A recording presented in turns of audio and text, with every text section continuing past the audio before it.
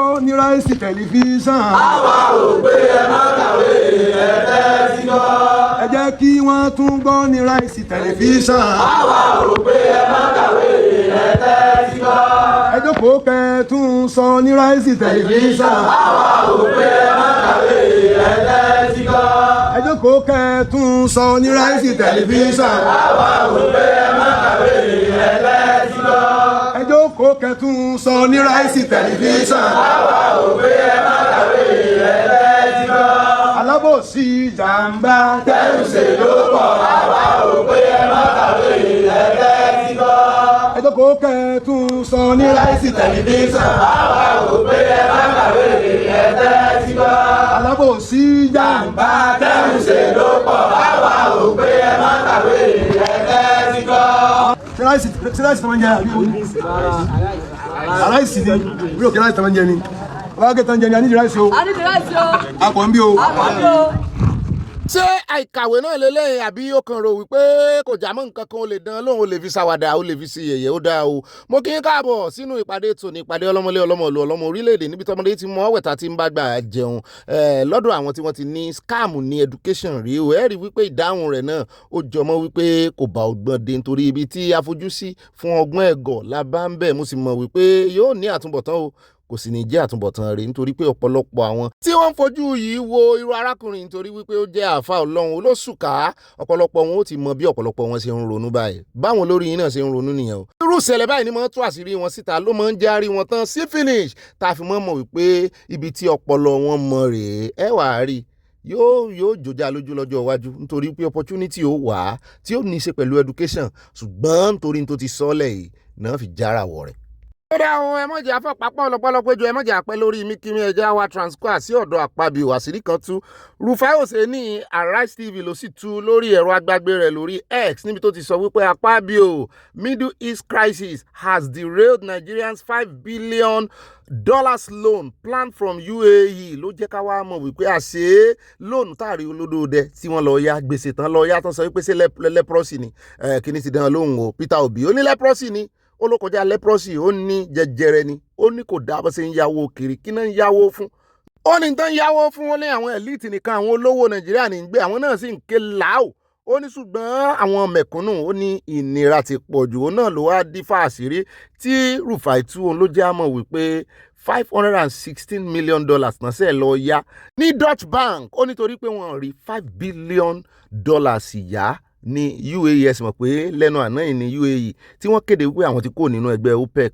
ìyẹn Organization of Petroleum Exporting Countries wọ́n náà ti kó ń bẹ̀ wọ́n ní fẹ́ gbọ́ tilé náà fẹ́ gbọ́ bùkátà àwọn èèyàn àwọn náà torí gbogbo ìlà ìlò wàhálà rògbòdìyàn tí ń ṣẹlẹ̀ ní Middle East o ṣùgbọ́n lọ́rọ̀ kan wọn rówó yá lọ́wọ́ UAE abálájọ tí ààrẹ Tinubu ń lọ sí Dubai tán ń lọ tán ń bọ̀ bí ilẹ̀kẹ̀dì nígbà tó kọ́kọ́ gorí oyè àti ẹ̀rù wípé bóyá wọ́n fẹ́ mú àjọṣepọ̀ tó wà láàrin Nàìjíríà àti Dubai UAE tẹ́lẹ̀ tó ti mẹ́hẹ̀ mo rò pé wọ́n fẹ́ dá padà sípò ní àṣẹ lórí ọ̀rọ̀ ẹ̀yàwó ní abájọ àwọn èèyàn ò tiẹ̀ gbé visa ban tán gbé lórí Nàìjíríà àwọn ìgbé kúrò ẹnujọ́ mẹ́ta ìlà wa ń gbọ́ tán sọ pé ẹ̀ ń bá fẹ́ ra lé sí UAE nìkan làwọn ò fún visa mo ní bẹ́ẹ̀ náà láti wọ́n á ń gbọ́ update lórí ogun ti Amẹ́ríkà torí ẹni tó gba ipò Ayatollah ó ti sọ̀rọ̀ nínú wípé kò lè sọ̀rọ̀ iná ni wọ́n bá sọ ìwọ̀nba tó lè sọ lẹ́nu rẹ̀ òun náà tún ti wá sọ olóhùn ó dáná yá Amẹ́ríkà padà o pẹ̀lú bọ́n tiẹ̀ ṣe wá block Strait of Hormuz bẹ́ẹ̀ náà ni a gbọ́ pé Trump ó fẹ́ yí orúkọ Strait of Hormuz padà ó fẹ́ sọ di Strait of Trump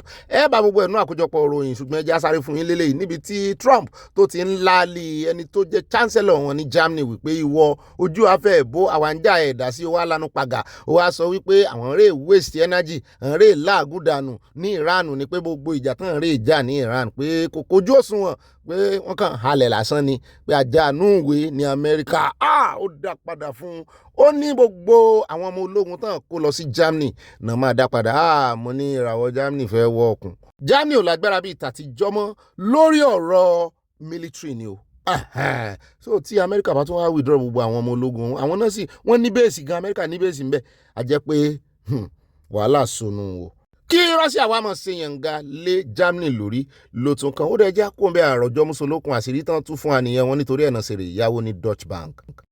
We in ACN at the time in 2012, we know the truth, sir, but it is all politics. even when what President Jonathan is doing, which 10 or so years after, all the political parties in this country agreed with. They even put it in their manifesto. Subsidy must be removed. Subsidy must be removed. Subsidy must be removed. We in ACN at the time,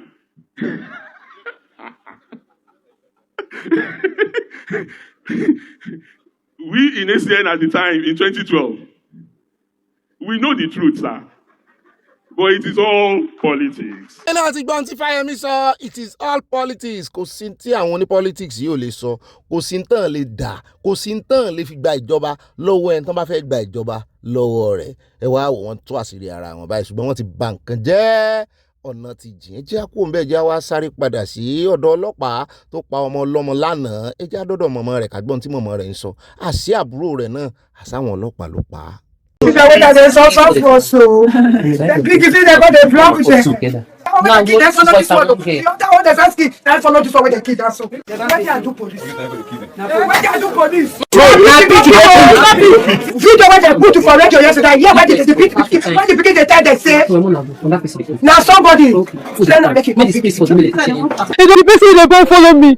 I'm like brother, that be my everything. Because now if they see and see me sinner, you know, get me I don't go for this before I'm married. Before anything, when I'm married, so why did they call her? When I know they call her for my son buy new shoe. Now, but I mean first they call. That very day when the thing happened, so that was Sunday when they take come up for house. So now he call, they tell me say, I say he won't go collect Webi. Say a friend say make he help her. He pray for Sapele make he help her pick Webi. Say the friend, the number, he phone now so get issue. Say he no go fit call her. My mom help her with his phone. May he use. So now he call collect the phone for my mommy and he call send card put for inside. When he send card put for inside, he call the person with my mom phone. The person call send her money where go fit take transport to go the place. He call they tell me say sis so where be say I go fit reach there quick and easy because the shop where the person send me so I still like get small profit inside the transport. And let me make it just enter motor straight from garage to roundabout. They go just park for the Sapele Park front. He call say okay now I got to go. In the evening, I never come. His friend never come. His friend come meet me say I say somebody call her say they arrest OGO because everybody they call her OG. The entire everybody now OG they know what to be. They call say they arrest OGO. Now say they arrest OG. He call collect OG. I call the person can give her OG number. He said because your phone door off. I call give her. We call OG. Call. You know they pick. So now we call just day like that. On the morning, on Monday morning, my elder brother call us. Now arrest her. Now we go find her for station. He go all the whole station. He went to Epa, Mopo Base, Ebrumede, A division, B division. He go each and every one of them. They say they never hear that kind. They never see. Later again, he call on Tuesday again. He call go those places around. Went back again. One of the friends and Mopo call follow and go back to Epa police station. They say they don't see anybody. They don't know anybody like that. So now we call. They call us okay. The waiting don't remain. And now we post the picture. That was yesterday. Now we call post the picture missing person. My husband call because my husband travel. They call us say make her send her the picture too. My husband call say one of your friends say me they send a clearer picture. As they send a clearer picture. Now my husband, they send the video give my husband. My other brother to the picture when he sees they send the video give her. I wouldn't be laughing to see the video for the three of us. Only for us to come. They say, hey, they shoot her for. Ẹ wo bẹ́ẹ̀ mi náà ṣe ń wò rèé o bẹ́ẹ̀ náà ṣe ń wò mo ṣe ń wò ṣùgbọ́n ẹ jẹ́ á gbọ́ lẹ́nu ìkan lára àwọn lọ́ọ̀yà tó dá sí i. Ogbeni's elder brother died in circumstances that also allegedly involved the police. We are going to investigate that. And then for another son of the same woman to also die in similar circumstances is very, very traumatizing. You understand? And, let me go back to that issue of the video recording. Yeah. The video recording. If you look at ASP Nuhu Usman, the way he cocked the gun, that couldn't have been his first time. The first time he was doing such a thing. That couldn't have been. And the way it was held. There was a carelessness about it. It looked like it was a pattern. It was a pattern. And that's very disturbing. And another thing again is that what was it? Why was he so much in a hurry? The young man. Mind you, he had first shot him at the Motor Park. Náà lè rí àwọn gbogbo ayé ló ti ganu sí ọ̀rọ̀ yìí o wọ́n láwọn ò ní gbà bẹ́ẹ̀ náà la gbọ́ pé wọ́n ṣe ìwọ́de ní Fẹ́rẹ́jogi lónìí ní Delta State. Eléyìí ló wá dífá fún IGP wípé kì í ṣe ẹni tó yìnbọn pa nìkan làwọn ò mú gbogbo àwọn tó jọ ṣiṣẹ́ yẹn tó jọ jáde tó jọ ṣe patrol lọ́jọ́ yẹn wọ́n ní gbogbo wọn pátápátá lọ́wọ́ wọn ò mọ̀ ẹ̀sìn gbọ́n tí arákùnrin sọ ó ní bẹ́ẹ̀ bá wo fídíò yẹn dáadáa wọ́n ti ń ṣe tipẹ́ kì í ṣe alákọ̀ọ́kọ́ kì í ṣe lẹ́ẹ̀kejì kì í ṣe lẹ́ẹ̀kẹta ó dáa o kọ́lọ́ ń jọ kó bá wa rẹ̀ wọ́n lẹ́kún nínú ìdílé tó ti ṣẹlẹ̀ Nàìjíríà ò ní ṣẹlẹ̀ sí wa negative lẹ́jà tẹ̀wájú àròjọ mùsùlùkùn ẹ̀já dé Kwara. Mo ní kí lélẹ́yìí àyà ó fẹ́ jọ ìjàpá lójú mi ò bí ìgbà téèyàn bá yí ìjàpá sókè upside down àyà ní kì í mọ̀ ṣe jàpá ó ní ààyè rí pé mọ́tò ńlá ni mo ní ó tún fẹ́ jọ toy truck kò fẹ́ jọ original lójú mi ó ní ọ̀nà ló jìn ó ní lẹ́ǹsì tán lò ní ó ní gádà ló já mu ní àyà ilé ìbò sọnù mo ti ń fi yí ọ lára kì í ṣe gádà náà ń pè bíríìjì ni ó ní gádà lélẹ̀ ẹjá gbọ́ lẹ́nu àwọn tí ìṣẹ̀lẹ̀ yìí tó ṣẹlẹ̀ lójú wọn. àwọn lè gbé gẹ̀ẹ́sì. o ò tí ì bí àwa tí gádà yìí ti wà a sì máa wá pọ̀yàn kọjá ní gádà yìí kì í ṣe ọdún yìí tó dò bá kún àwọn kọ̀yàn tí gádà bá já àwa pọ̀yàn kọjá tá à ń gbowó. kò sí wọn bẹ́ẹ̀. ṣé ìdùnnú wa o ṣùgbọ́n lónìí kí ni déètì òní onílé ọ̀tí tààtì oṣù kẹrin mọ́júmọ́ ló ṣẹlẹ̀ o àwa ń bẹ̀ everybody ti fẹ́ lọ sọ̀sọ́kùsọ̀ ń bí aláyé àfúnwọlé sí ẹni tó ní mọ́tò ba gádà jẹ́ gádà ba mọ́tò jẹ́ gádà ló ba mọ́tò jẹ́ o. ẹ kọjú sí wa. tọ́ bá ka ẹ̀kíní ẹ̀kejì ẹ̀kẹta ẹ̀kẹni kẹsẹ̀ kẹwàá tí gádà yìí ti ṣe kíni tó ti ń já ìjọba ń gbàbẹ̀ kọjá o ẹni tí èsì ìjọba ń gbàbẹ̀ kọjá o àwọn kan tó ń kọjá tà tó lè sọ tó bá di lọ́wọ́ òru ṣé tó wáyé kó ṣẹlẹ̀ ló ṣẹlẹ̀ yẹ wo gádà ẹ̀yin náà wo gádà. ọkọ̀ ajé sì wà mẹ́tọ́ àjẹ́ wọlé sí fáà ni. mi táwa ń gbà kọjá ojoojúmọ́ ni o ọjọ́ kan àwọn àánú mọ́tò yìí gádà yìí síbi kó fẹ́ já a lọ bẹ̀ àwọ̀ abẹ́yẹ mi jáde nínú mọ́tò pé mọ́tò gádà yìí o òjò dáadáa kò ní ẹ̀ka tó ṣe kíni tó gba amúlókè àwọn ẹni tó tún fi tẹ́ òkè rẹ̀ alumílíọ̀nù òkè ṣe irin tó yọ pé mọ́tò máa ṣe báyìí ó máa ṣe kíni ó máa tẹ̀ tí mọ́tò bá ti àṣẹ kíni àyà ni ọ̀dà tá a sọ́njọ́ kíní àná kánìkan náà wá ẹ wá wò lónìí náà báyìí kí ló wá ṣẹlẹ̀ ta ni wọ́n náà ní wá báyìí nìsí ètò tọ́ sí wa tó yẹ kán ṣe fún ẹwọ̀ kankan tán ṣe àwọn kíní bíìdì sí ẹ ṣẹbẹ́ ti rọ́wọ́ kan yẹn àwọn pílà tán ṣe kalẹ̀ ẹ wò gbogbo tẹ́wàá ṣe fún wa báyìí ní àti òní lọ ẹ jẹ́ kó lápẹ̀rẹ̀ kó lámẹ́ APC ni o PDP ni o ọ lè jẹ́ mi gan-an wàá fa náà rù ọlọ́run ò ní dààmú wa bàmí ó dọwọ́ yín ó dẹwọ́ àwọn náà. ẹ bá gbọ́ iye tán ló ti wọlẹ̀ sórí bíríìjì tán kọ́ pati ìyẹn tó wà lẹ́gbẹ̀ẹ́ lọ́hùn wọ́n ní kì í so kékeré o àmùbẹ́yàn ti ná tán bóyá àwọn kọngílátọ̀ ni wọ́n sì parí iṣẹ́ wọn anyways mọ́tò ti já síbẹ̀ àwọn onímọ́tò wọ́n mọ̀ bọ́n ṣe wà àwọn èèyàn tí wọ́n wà stranded nǹkan torí pé wọ́n sọ wípé láti ìlú Ọ̀yọ́ sí ìlú Kwara wọ́n ní gádà yẹn ó jọ ìlú méjèèjì pọ̀ ni wọ́n ń gbàbẹ̀ wọ Kwara wọ́n ń gba Kwara láti bẹ̀ wọ Ọ̀yọ́ mo ló tán níbẹ̀ jẹ́ wá sáré dé Oǹdó níbi tá a ti rí àwọn ọmọ sùkúù àwọn ọmọ primary school tán jókòó sílẹ̀ lẹ̀ tí wọ́n sì ń kẹ́kọ̀ọ́ wọn mu ní nínú Nàìjíríà náà ẹ wo ti gádà ẹ tún wá wo tinú kíláàsì àwọn ọmọ sùkúù ṣé kò sẹ́gà táwọn ọmọ ilé fi jókòó ni wo ni wọ́n mójú tó constituency.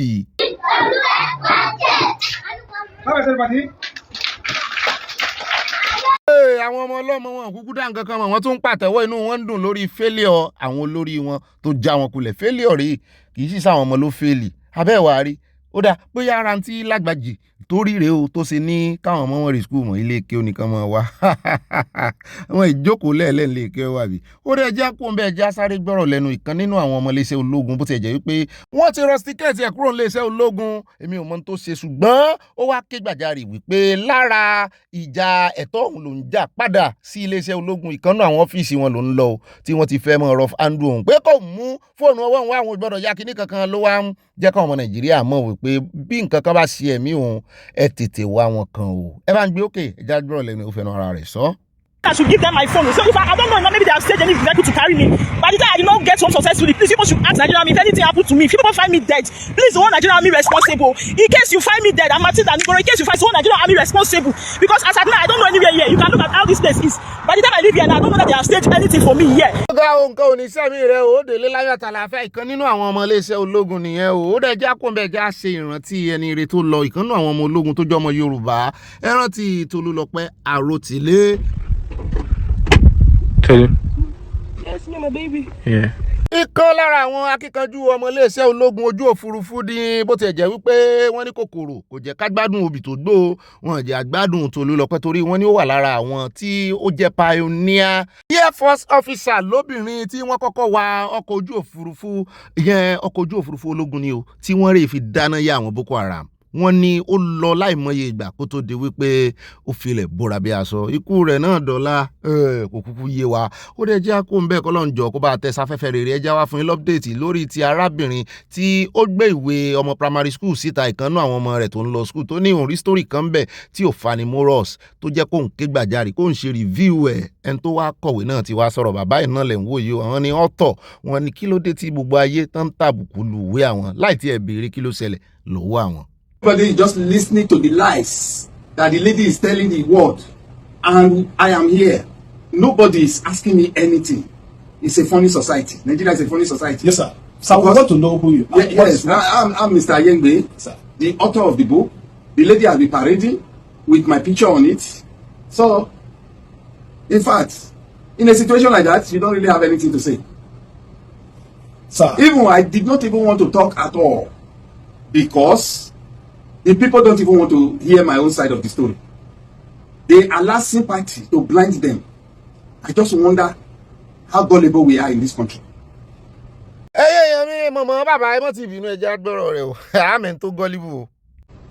I will respect you people and open up to say one or two things as regards the situation. No, I don't need to do that.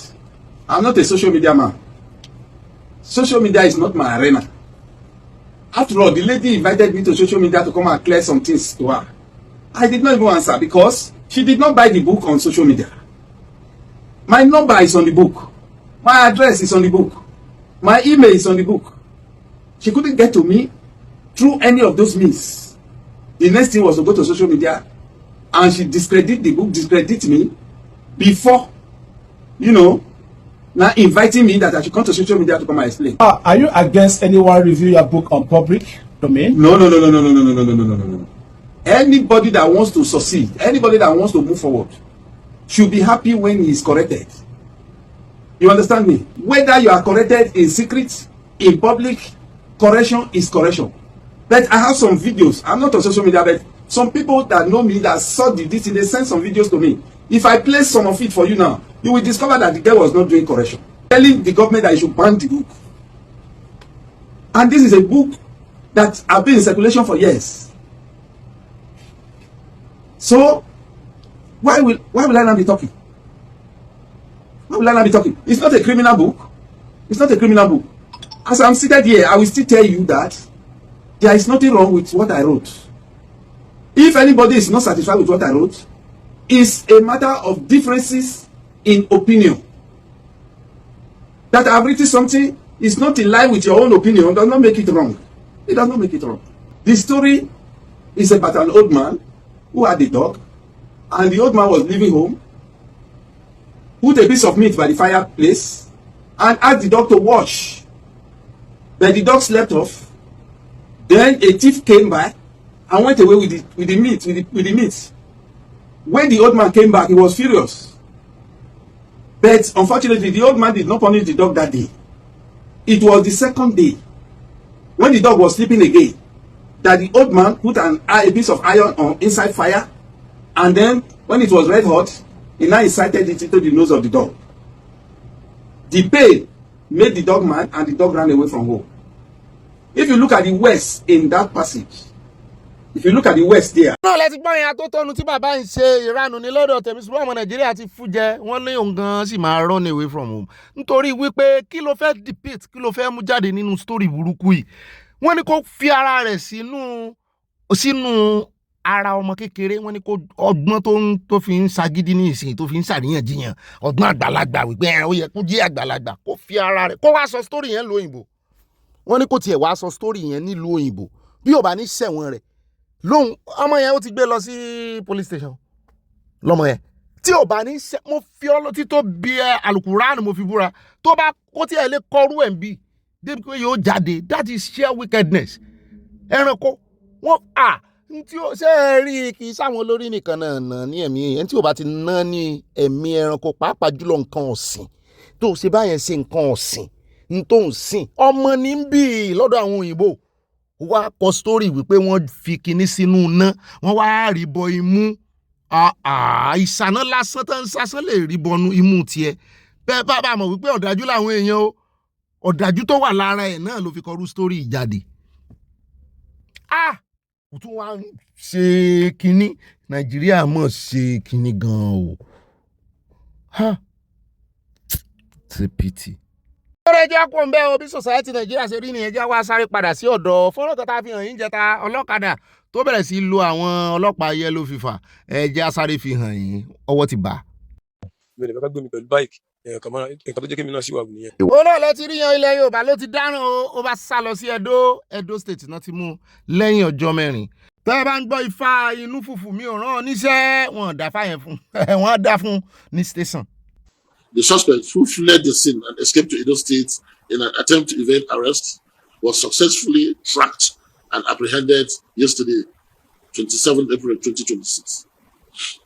The arrests underscore our commitment to ensuring that acts of violence against law ṣùgbọ́n òun náà lẹ ti rí yìí o ẹgbìnrin ọ̀tẹ̀ wà lọ́rọ̀ yìí bá ṣe ń pàkan nìkan ń rú torí ojú títì tẹ̀ ń wò yìí bẹ́ẹ̀ ni ìkan nínú àwọn onímọ́tò tó ti pàkíyèsí wá sí wípé ẹ tún wo táwọn ọlọ́pàá ń ṣe àná ni wọ́n sì fẹ̀sùn kan ìkànnù àbíjẹta tán pa ọmọ ọlọ́mọ ní Delta àti ìyànjú ẹ̀ o ẹ tún wo eléyìí ṣé ìṣe pé wọ́n fẹ́ pa eléyìí náà ni wọ́n máa hangi ẹ̀ ní tán sì ń wa mọ́tò lọ àwọn náà dìímú ọ wọ́n dìímú mọ́ ara mọ́tò ní o bẹ́ẹ̀ bá ti arrest ẹ̀ kẹ́ gbé sínú mọ́tò ẹ wò bó ṣe fà lẹ́sẹ̀ ẹ wò ìyẹn sì fẹ́ já mọ́ wọn lọ́wọ́ lórí motion ọlọ́pàá ò lè gbọ́ràn mọ́. ẹ já sáré dé MTN office níbi tí ìkan náà ọmọ Nàìjíríà tó ti gbéná kojú wọn wípé kí ló dé òun subscribe fún data kóun sì check balance òun ò rí balance wò àná lóun sì subscribe ǹjẹ́ kóun tún wá sí MTN office ẹ tún ní kó mọ tẹ kóòdì kan ń tẹ kóòdì kò gbé balance jáde at least ẹni tó subscribe lóòrèkóòrè tó bá fẹ́ mọ wo iye tó kù pẹ̀lú bẹ́ẹ̀ ṣe ń já data ń jàkújà ó yẹ kó lè mọ rí bí data ṣe ń jó data usage ó yẹ kó lè mọ rí bó tiẹ̀ jẹ́ kó lè rí lórí fóònù ó lè rí lórí fóònù ṣùgbọ́n bóyá òun ni ò mọ̀ wò mo mọ̀ wípé ó fẹ́ lọ make statement ń bẹ ní ẹjẹ́ àwòbọ̀rọ̀ ṣe lọ. Now I spent 60,000. When you check your balance, what will show is what you have consumed, and then you subtract. What am I having remaining? What am I having left here? That's what I want to know. Where is the 140? It will not show on the app. That's how. Then you can please show me on your system. You cannot have access to my. I'm not having access to you. You can show me my balance. That's what I just want. I have showed you on. Okay, I'm not sure now that you guys are not scamming me for the 150 gigabyte that I did. Yes, where is the 150 gigabyte that I subscribed? You can be checking this thing every day. Yes, that's what I'm saying. That's the reason why I'm here. When I came here, I did not shout, I did not quarrel. I have showed you how to check this. You did not show me anything there. I just removed. You're only showing me my usage. That's not making sense. With me and you, we know what's unlimited. You don't say that. ọlọ́ọ̀lẹ́ ti rí àwọn ọmọ Nàìjíríà wọ́n fẹ́ mọ̀ ti fún tẹ̀dọ́ bí wọ́n ṣe ń já dátà wọn ṣùgbọ́n àwọn kan ló jẹ̀bi àwọn kan ló jàre mo ní ò lè lọ ọbẹ̀ kan mọ́ fi wọ́n ṣe ń jó dátà hàn orí fóònù ló ti wò data usage data usage ló wò ó kàn yẹ pé jàkújà tó ń ja ìwọ fẹ́ mọ́ mọ́nítọ̀ rẹ̀ kò sí mọ́nítọ̀ ó rẹ̀ já tẹ̀ wájú o àwọn tó bá sì wà technology savvy wọ́n ní àwọn yẹn wọ́n blame MTN wọ́n ní yes ló yẹ kán fún ṣe bá lẹ̀ mọ́ yes náà lẹ̀ máa ro ògiri wọn mo nínú lórí gbàbọ̀ ń bẹ́ o ìlú gangan ni ó kọjú sẹ́lòmí ó kọ̀yìn sẹ́lòmí ni. eléyìí náà ló wá dífá fún bàbá tẹ̀ ń wò yìí kan lára àwọn òfìsíà NEPA ní ọ̀gá ni ó wọ́n wá bí léèrè wípé kí ló dé ẹ̀ fáwọn èèyàn ná tẹ́ ẹ bá tún wá mú wá láàrin oṣù méjì oṣù mẹ́ta ẹ̀ ní fún wọn ná bẹ́ẹ̀ bá tún wá mú wá ẹ̀ tún wá máa sáré múná lọ ẹ̀ tún wá máa sáré fún wọn bíìlì ńlá bóyá láàrin 1 hour sí 2 hours ẹ wà máa gbé bíìlì 3 months wà kí ló dé ẹ bá gbọ́n tó fi dáhùn ojú gbà mí ti. Light is given to people after a period of maybe 1 week, 2 weeks, 1 month, and eventually and energy is being given to that neighborhood for 1 hour. Within that 1 hour, the people living around that area are going to perform the function they have not done for 1 month. They are going to on their freezers, they are going to on their washing machine, the same time they are going to on their water pumping machine, they are going to on their oven to microwave everything, and they are going to engage in ironing because they are going to work for 1 month because they don't know next time they are going to get the light. So these activities will happen in 1 hour, and the energy that's supposed to consume for 1 week have been consumed in 2 hours. And when a bill comes, people try to fight. Why are you giving me a bill after giving me? The energy consumption is not based on the hour. It's based on the consumption. What did you use? Based on how you use it. Based on how you use it. How long no, it's not how long the power stay. The power can stay for 1 week. If you're not at home, nothing happened to your energy. You didn't use it. Your meter will not blink. But it can be at home for 1 hour. And you can use energy that somebody will not use for 1 week.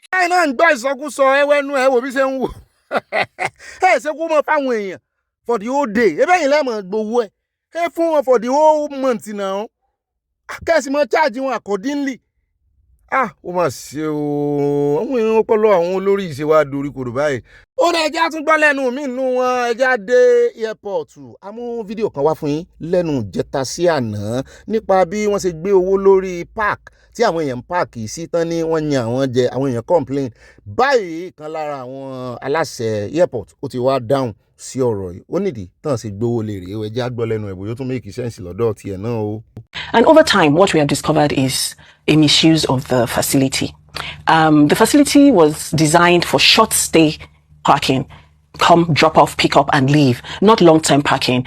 And, you know, at times we have, before this tariff review that we did, which what we call a demand management measure that we had to put in place, we would have as many as 300 cars parked overnight for extended periods. And when I say extended periods, you have some 3 weeks, a week, in some instances 6 months. In fact, in some cases, 1 year. They abandon the cars there. It's not a garage. So the whole essence of this is not revenue. It's not because of the war or the it's to reinstate and restore the facility back to the purpose that it was intended for, which is short stay parking, to make accessibility into the terminal free, because this thing even extends and creates a gridlock on our drop-off zone. So people even want to drop off. You don't want to come into the car park. You can drop off and just walk in and your driver drives away from the airport. ó náà lẹ́tí gbọ́ lẹ́nu rẹ̀ yan sómi èkì sẹ́ǹsì wọ́n náà fẹ́ fi discourage àwọn tí wọ́n gbé mọ́tò sí airport ẹ̀ sì mọ̀ pé ìkan lára àwọn celebrity tó ń complain náà tó ń pariwo minister of aviation ṣe mọ̀ kó náà ó ní ọ̀sẹ̀ kan àbí ọjọ́ mélòó ló lòun fi gbé mọ́tò rẹ̀ gbàtẹ́yìn bá sì travel tí ó ti padà dé ṣé kò ní gbé mọ́tò rẹ̀ bẹ́ẹ̀ ni ṣùgbọ́n wọ́n fẹ́ fi discourage wọn ni pé bẹ́ẹ̀ bá ti fẹ́ travel tẹ́ ẹ̀ sì fẹ́ pẹ́ padà wá ẹ kúkú jẹ́ kán gbé yín wá kẹ́ni tó gbé yín wá gbé mọ́tò padà sílé ọjọ́ tẹ́ bá sì ń bọ̀ kó padà wá gbé yín àti ọ̀hún risk náà pé short park ni. ó rẹ́ níbẹ̀ jẹ́ sáré fi ọmọ ìhàn yín ṣé ẹ rántí obìnrin yìí tó wá láti Denmark ọmọ tẹ̀sí ń wò náà ó ti graduate ọmọ tán pè lájẹ̀ lọ́jọ́ sí ní Calabar wò ìgbà tán kọ́kọ́ mú rè tán rescue ẹ̀ tán pè lájẹ̀ mi ò mọ̀dí tí àwọn Calabar ṣe wọ́n pe àwọn ọmọ tán bá bí bóyá wọn níyà àbọ̀ ní bàbá ni tàbí tán wà desolate tí wọ́n pàtì síbì kan wọ́n ti fojú àjẹmú wọn ẹ wá wo bá a ṣe ná ní ẹ̀mí èèyàn látòkèèrè òyìnbó ló wá bá wa tọ́mọ ní Áfíríkà ọmọ ẹ̀ ti graduate báyìí ká náà ti pàdánù tán ti sọkùlù tàbí tán ti abandon ẹ̀ tó ti kúkú òjijì ṣé yóò di tó di lónìí báyìí ó máa ṣe fún àwọn olórí Áfíríkà o. wọ́n bá wa ṣerú ẹ̀ fún wa lókè òkun xenophobia ló ń lọ lọ́wọ́ ní South Africa yìí à ń bínú àní wọn kàwá sí wọn nà ní ẹ̀mí ọmọ Nàìjíríà èèyàn ní South Africa ǹjẹ́ àwa gan-an ní ẹ̀mí ara wa tá à ń ṣe fúnra wa ju xenophobia náà ni àbí ìbò yìí náà ni ó jù bẹ́ẹ̀ lọ. ó rẹ àwọn ẹja sáré yà ní orílẹ̀-èdè Ghana níbi tá a ti gbọ́ tán sọ wípé ìjọba orílẹ̀-èdè Ghana wọ́n ti kọ̀ jálẹ̀ fún ìjọba orílẹ̀-èdè Amẹ́ríkà lórí àjọṣepọ̀ kan tó wà láàrin wọn. lórí ọ̀rọ̀ owó ìrànwọ́ grant tí orílẹ̀-èdè Amẹ́ríkà tí wọ́n fẹ́ fi ran orílẹ̀-èdè Ghana lọ́wọ́ tó ní í ṣe pẹ̀lú ètò ìlera láti gbọ́ wípé orílẹ̀-èdè Ghana ti kọ̀ jálẹ̀ wọ́n láwọn ò fẹ́ mọ́ wọn nítorí wípé orí ẹ̀dẹ́ ni mo ní kí ni orí ẹ̀dẹ́ ń bẹ̀ wọ́n nítorí wípé wọ́n ń béèrè personal data gbogbo àwọn táwọn fẹ́ ràn lọ́wọ́ wọn ni ìyún lágbára o data kì í mọ̀ ṣe nǹkan kékeré ní data kì í ṣe data tí wọ́n ń lò lórí fóònù dítéèlì oníkálukú tán fẹ́ ràn lọ́wọ́ wọ́n wá ń béèrè personal data mo ní ẹ̀ ń tó mú Amẹ́ríkà mọ́ béèrè personal data lọ́wọ́ àwọn ọmọ Nàìjíríà àti àwọn orílẹ̀-èdè míì tán bá fẹ́ apply fún visa ṣé wọ́n wá fẹ́ fún yín lówó náà ní ìbéèrè wọ́n làwọn ò lè fi ilẹ̀ o tán bá lè fún àwọn lówó kán kíìpù owó wọn. àyà ni mo gbà fún ìjàre ó lẹ́ẹ̀mọ iye àwọn ọmọ ìlú yín ẹja kò ń bẹ́ẹ̀ já wa lọ tààràtààrà sọ́dọ̀ Ààrẹ Olódòdẹ níbi tá a ti gbọ́ tán sọ wípé pápápá wọn ti fèèyàn míì rọ́pò Minister of Power tànà ìyẹn Adélábù tó fi sẹ́lẹ̀ rè gbégbá ìdìbò ńbàdàn lọ́yọ̀ọ́ wọn náà ti fẹ́ lòmíì dípò rẹ̀ táwa lẹni tó fi dípò rẹ̀ wọ́n ní Tẹ́gbẹ́ lórúkọ rẹ̀ o Tẹ́gbẹ́ mo ní gbogbo náà látẹ̀gbẹ́ àjẹgbẹ́ lọ wọ́n bá ti confam ẹni sí ní ìta àjẹkẹ́ gbọ́. ilé ní ó wà mú wa yà ní Kánò lẹ́ẹ̀kan sí i níbi tá a ti gbọ́ pé update wà lórí àwọn tó ń fi pátá lọ́jọ́ sí o wọ́n ní wọ́n ti fi pátá gbowó wọ́n ti fi pátá gba appointment wọ́n ló ń lò lórí àwọn tiktoker ní Kánò ó ná báwí lọ́jọ́ sí tán ka Quran wọ́n ní lẹ́yìn ìgbà tí wọ́n ti wá tọrọ ìdáríjì ẹ̀ṣẹ̀ wọ́n ní wọ́n ti wá fún ní position by appointment political appointment wọ́n ní àyà jẹ́ káà náà lọ kùtàǹgòrà kárí ìra pátá ìwọ ní ká kọ́lọ̀ ní kárántì a ta ni káfí fún olódò dẹ eléyìí lágbára ẹja kún bẹ̀jà wá sáré dé báńkì ọmọbìnrin kan ló fi gbé bọnu wípé wọ́n jí owó òun o ní báńkì o kí ló ṣe ọ́ kí ló ṣẹlẹ̀ ló bá káròyìn lẹ̀. I mistakenly transferred money to this account here. Nafisat Okanla. Immediately I did this transaction, I had to run down to this bank, this Onopan branch here, to check. And they confirmed it and told me that the money has been sent to the account, the money is in the account. But that the user of the account has been long that the person used the account, maybe the person might be dead or something. That the only thing I can make them to reverse the money back to me is something to go and get the court order. Which I've gotten the court order. Let's look at it. I got the court order. Now only something to come back. And now they're telling me that somebody, they even place less, I don't know how they call it, that nobody can, the owner of the account or nobody can withdraw from the account. Then immediately they place it on the account. That's why I get the court order. Now I've gotten the court order now, only for people to come to the bank. And they're telling you at it, I'm in the bank, UBA. Onopan branch. They are telling me now that the money has left the account, that they have withdrawn the money. So who withdraw the money? When you have already placed it, nobody can withdraw money from the account. Ẹgbẹ́ ta ló lẹ̀bi sóòní àbí báńkì ni o lọ́dọ̀ tèmi torí n tó mú báńkì promise ẹ̀ wípé kórè ìṣẹ̀lẹ̀ tó bá ti wá ṣe tán kó padà wá kó wá gbowó wípé owó ò lè jáde nínú àkáǹtì yẹn ó wá padà dé tán.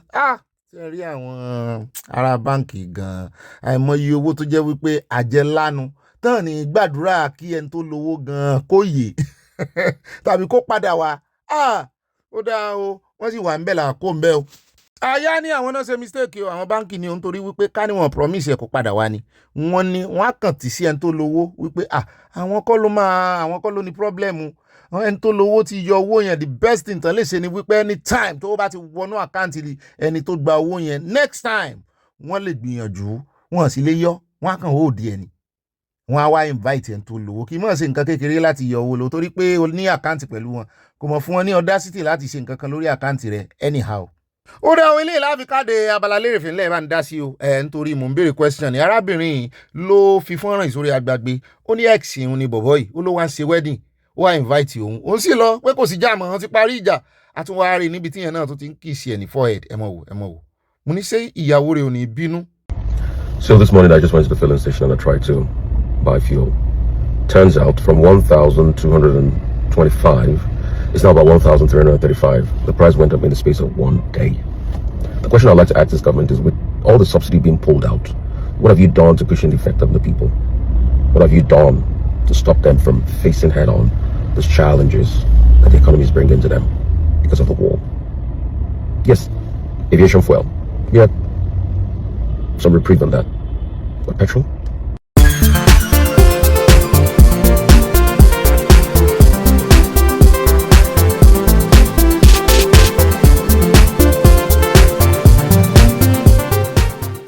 Lọ́ládé ọ̀rọ̀ mi di pẹ́ẹ́pẹ́yẹ iwájú ní pẹ́pẹ́yẹ máa ń kọ́ mọ́ sí gbogbo ìgbà tá ò bá ti ṣèbàjẹ́ aráyé iwájú la ó máa wà lọ́jọ́kọ́jọ́ ẹ̀yìn lọ́ máa di ẹ̀ńtọ́yà o ẹ ó máa bọ̀ lẹ́yìn wá o ẹ ó máa bọ̀ lẹ́yìn wá. Ọwọ́ àwọn kì í tó mú òbó ti lè gùn láyé ni mo sọ báyìí mo mọ̀ kan dájú pé bọ́mọ adìyẹ bá pé bẹ̀yẹn iná tọ̀yà tó bí wọn a máa kó wọn jẹ̀pẹ́ káàkiri. Àní àwọn bàbá ìwọ̀n dọ́gbọ́n pògèdè pé kò sí bí ọwọ́ àwọn ti lè gùn tó tí ó tó mú. Ọwọ́ àwọn kì í tó mú òbó ti lè gùn tó láyé ni mo sọ báyìí mo mọ̀ kan dájú bọ́mọ adìyẹ pé bá ẹ̀yìn iná ń tọ̀yà tó bí wọn a máa kó wọn jẹ̀pẹ́ káàkiri. Ẹni tó bá mọ orin dáadáa tó study orin yóò mọ tí bàbá ẹ̀ kan bẹ̀ ó kò fi ààyè breathing lẹ̀ ó wá lọ báyìí pé ìmọ̀ wọn ara ẹni nílékè ọgbọ́n ẹni mo dọ́gbọ́n sí i torí ip ló fi kọ́ gentry ìmọ̀ wọn ara ẹni nílékè ọgbọ́n ẹni mo fẹ́ mọ́ jẹ́ ń padà síbi tí mo ti lè ṣe dáadáa. Ìmọ̀ wọn ara ẹni nílékè ọgbọ́n ẹni àgbájọlọ́lá o ìmọ̀ wọn ara ẹni nílékè ọgbọ́n ẹni béèyàn mọ̀ wọn ara àyàkàbùkù ìmọ̀ wọn ara ẹni nílékè ọgbọ́n ẹni béèyàn mọ̀ wọn ara àyàkàbùkù ìmọ̀ wọn ara ẹni nílékè ọgbọ́n ẹni gidi gidigidi àní ìmọ̀ wọn ara ẹni nílékè ọgbọ́n ẹni bàrí wọ́ndà Lagbaji lọ́la o ìmọ̀ràn ara ẹni nílékè ọgbọ́n ẹni béèyàn mọ̀ wọn ara àyàkàbùkù ìmọ̀ wọn ara ẹni nílékè ọgbọ́n ẹni ẹni tí ò mọ̀ wọn ara àyàkàbùkù ìmọ̀ wọn ara ẹni nílékè ọgbọ́n ẹni ọmọdé ò gbọ́dọ̀ rí fí o torí mo mọ̀ wọn ara mi gidi orin yẹn mo lè kọ́ látòkè délẹ̀ àwọn kásẹ̀tì tí bàbá mi ò rà nù àyàn lọmọ wúrà ni bàbá mi máa ń rà jù àti àwọn Barrister ayé àtijọ́ ṣùgbọ́n ṣe rí ọ̀pọ̀lọpọ̀ álbọ̀mù bàbá wa Barrister ni o Kollington ni o Kébé Kwara àwọn bàbá dáadáa Sunny Adé àti Ebenezer Obey àwọn mẹ́rẹ̀ẹ̀rin o látàdúgbò kan bọ́ sí àdúgbò kan lọ́ọ̀tì máa gbọ́ ọmọ gbọ́ tó jẹ́ pé ó sì mọ̀ lórí nítorí àwọn ọ̀rọ̀ tó wúlò wọ́n pọ̀ ń bẹ̀. Ó dá èmi mọ̀ wọn ara mi ibà mọ̀ wọn ara rẹ̀ lórí o mo ti dé ọ̀dọ̀ àwọn mọ́ mi àtàwọn bá mi tí mo ti gbọ́dọ̀ mọ̀ wọn ara mi ẹ kú lé o mo mọ̀ wọn ara mi o ẹlẹ́yà nìkan ni mo mọ̀ yájú sí o ẹlẹ́yà alágbò ẹni mo ti ẹlẹ́yà ti ń tàgbò ẹ̀mí ò mọ̀ tí bá mi orí ọlá ń ronú sí o ẹlẹ́yà alágbò ẹlẹ́yà ti ń tàgbò àgbò tírísọ́mù nàìjà ilé ọba ti mọ̀ wọn ara rẹ̀ lórí ẹ̀rọ ayélujára náà tó àwọn gbé fóònù sí nǹkan àkọ́kọ́ nǹkan òhò tó tún fi fóònù ṣe wọ́n mọ̀ lù jáde ni wọ́n já wọ́n fẹ́ àmọ́ sí ọwọ́ wọn lọ́dọ̀ tèmi kò sí èèyàn kankan tó ìkànnù wọn ló mọ̀ lù jáde nígbà òjá pọ̀ mẹ́ta náà ni so kò sọ bẹ́ẹ̀ rí inú wọn déédéé náà mẹ́tẹ̀ẹ̀ta ṣe so wọ́n mọ̀ ìkànnù wọn náà ló mọ̀ on their behalf ó lù jáde wọ́n ní ẹ̀wọ́ ara àgbò ẹlẹ́à òbòdò rí ọbẹ̀ mo kí káàbọ̀ sínú ìròyìn tó àkọ́kọ́ kí ọlọ́run náà ọba àjọkí ayé ọba àṣàkí ọ̀run ọlọ́wọ́ gbọ́pọ́ tí ń yọ ọmọ ẹ̀nú ọ̀fìn tí àwọn mùsùlùmí wò tán wò títí tán pè ní Allah àwọn kìrìsìtẹ́nì wò wọ́n ní olùgbàlà aráyé wọ́n ní Jésù ọmọ ọlọ́run ṣàánú fún mi wọ́n ní mẹ́ta lọ́kan ni bẹ́ẹ̀ náà ni nígbà tó dé ọ̀dọ̀ àwọn oníbílẹ̀ wọ́n ní Elédùmarè ọlọ́run alọ́run ọba tó nílé ayé alọ́run aláyé alọ́run kí ni ń jẹ́ lọ́run alọ́run èkòlò kí ni ń jẹ́ èkòlò àjúbà akíọ́ agẹ́ọ́ àjúbà yín o mo parí ẹ̀ sórí àjúbà náà ni bẹ́ẹ̀ náà ni mo mọ rírì gbogbo ẹ̀yin mọ̀mọ́ ẹ̀yin bàbá mo dúpẹ́ lọ́wọ́ yín thank you so much nítorí ẹ̀yin lọ́lọ́run fi mí tì bẹ́ẹ̀ ni o ẹ sì ń tọ́jú mi mo dúpẹ́ ọlọ́run bá ń tọ́jú gbogbo yín o a dúpẹ́ fún ìdílé aláyọ̀ yìí o níbi tí ọlọ́run bá wa dé ibi tó mú wa lọ torí àwo bí tí a ti bẹ̀rẹ̀ àwo bí tí a dé o a ní gbogbo ògo ló yẹ ọ́ torí yóò mú adé ilẹ̀ ìlérí ìmúṣẹ àbí ilẹ̀ ìmúṣẹ ìlérí mo fẹ́ gbé fúnra mọ́ mi aládé ẹ mọ́ bínú ọ̀nà fún wa ní tóònù yẹn ó dá ibà ròyìn náà ní ibà gbọ́n débẹ̀ báyìí nàná ibà Sanawole ibà lọ tààràtààrà tọrọ bá ti dọ̀rọ̀ òtítọ́ àti òdodo sàn báyìí láàrin ajé ní mú ní pẹ̀pọ̀ wọ́n bá ti wá kófìrì ẹni tí ò rìn sàn pẹ̀lú rẹ̀ tí ń fi dúdú pé funfun fún ọ tí ń tutọ́ funfun síta ṣùgbọ́n tó di dúdú sínú tí ń fi épe zẹ́ẹ̀dì fún ọ tó ní òòrí ńgbà tó bá doríkodò ó jọ irọ́ ní pa fún ọ kò jọra àwọn yàtọ̀ sí zẹ́ẹ̀dì o tó bá fi one tó fi pé hi fún ọ irọ́ ní pa fún ọ ayamọ ní tó ń do lórí kékeré rẹ̀ kápítà rẹ̀ ní máa jọ wá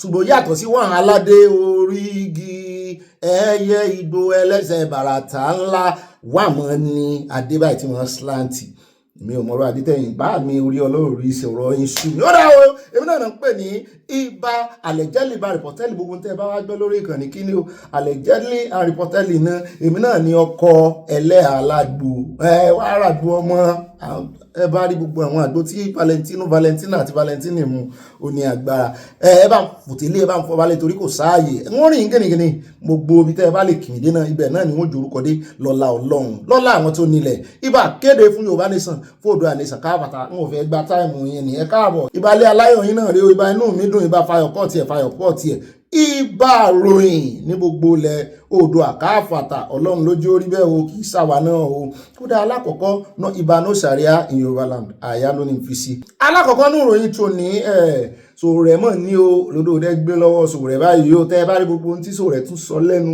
nípa tó lódòdẹ ó ní gbogbo amendment electoral kìíní tán ṣe ó ní olódòdẹ ló fi pay ẹ̀sìn mọ̀ pé campaign ti ń bọ̀ election tó dé gbogbo ohun tí ń ṣẹlẹ̀ Nàìjíríà ní ìsìn tí ò bá jọmọ́ election kò sẹ́ni tó fẹ́ gbọ́ wọ́n pa àwọn èèyàn gan kò sẹ́ni tó dá sí election sáà ni bí bàbá Èkìtì sọ lánàá nínú fọ́nrán tí a play fún yín látọ̀dọ̀ wọn tán nígbà wọ́n ti ẹ̀ ń sọ fèmí ní nígbà tí a jọ sọ̀rọ̀ wọ́n nígbà tán débẹ̀ wọ́n ní ṣé mo mọ̀ wípé àwọn tó wá campaign wọ́n rìn sàsìkò gbà yẹn wọ́n ní wọ́n ti ẹ̀ béèrè pé èèyàn mélòó ló gbé lọ wọ́n ti ẹ̀ béèrè rárá bẹ́ẹ̀ náà tún yọ sọ fún mi wọ́n ní rápọ́n náà ti wá fi sí program báyìí mi ni mo kọ́kọ́ gbọ́ òkè tó gbọ́ lọ́dọ̀ wọn wọ́n ní wọ́n rè báwọn ọmọ oní 5 million sójà wọ́n dé ìkan náà àwọn ṣọ́ọ̀bù wọn nígbà tán débẹ̀ àwọn yẹn láwọn ń bọ̀ kán mọ́ nìṣó wájú nígbà tán fi débẹ̀ padà báyìí tán retí wọn tán rí wọn ti palẹ̀ mọ́ wọn ti ṣọ́ọ̀bù ó dá àmọ́ràn sọ̀rọ̀ ẹ̀bọ̀ lónìí náà ni kò ní dọ́ọ̀lá o bẹ́ẹ̀ náà bàbá kò ń bẹ̀ tán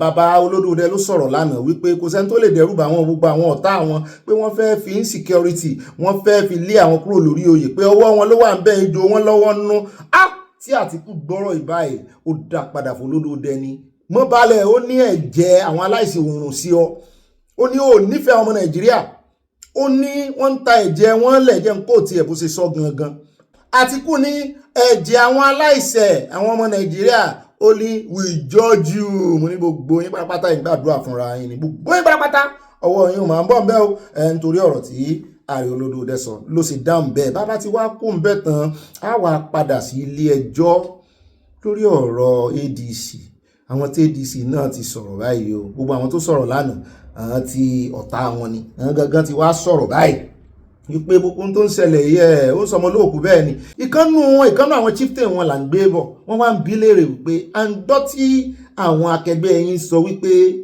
no ADC on ballot paper no election in Nigeria pé ṣé ẹ fẹ́ fa trouble ni ṣé ẹ fẹ́ tàjẹ̀ èèyàn sílẹ̀ ni pé tí Ààrẹ Olódòdẹ ń sọ ìpé ẹ̀yin lẹ́wà lẹ́yìn insecurity ṣé kò mọ̀ ọjọ́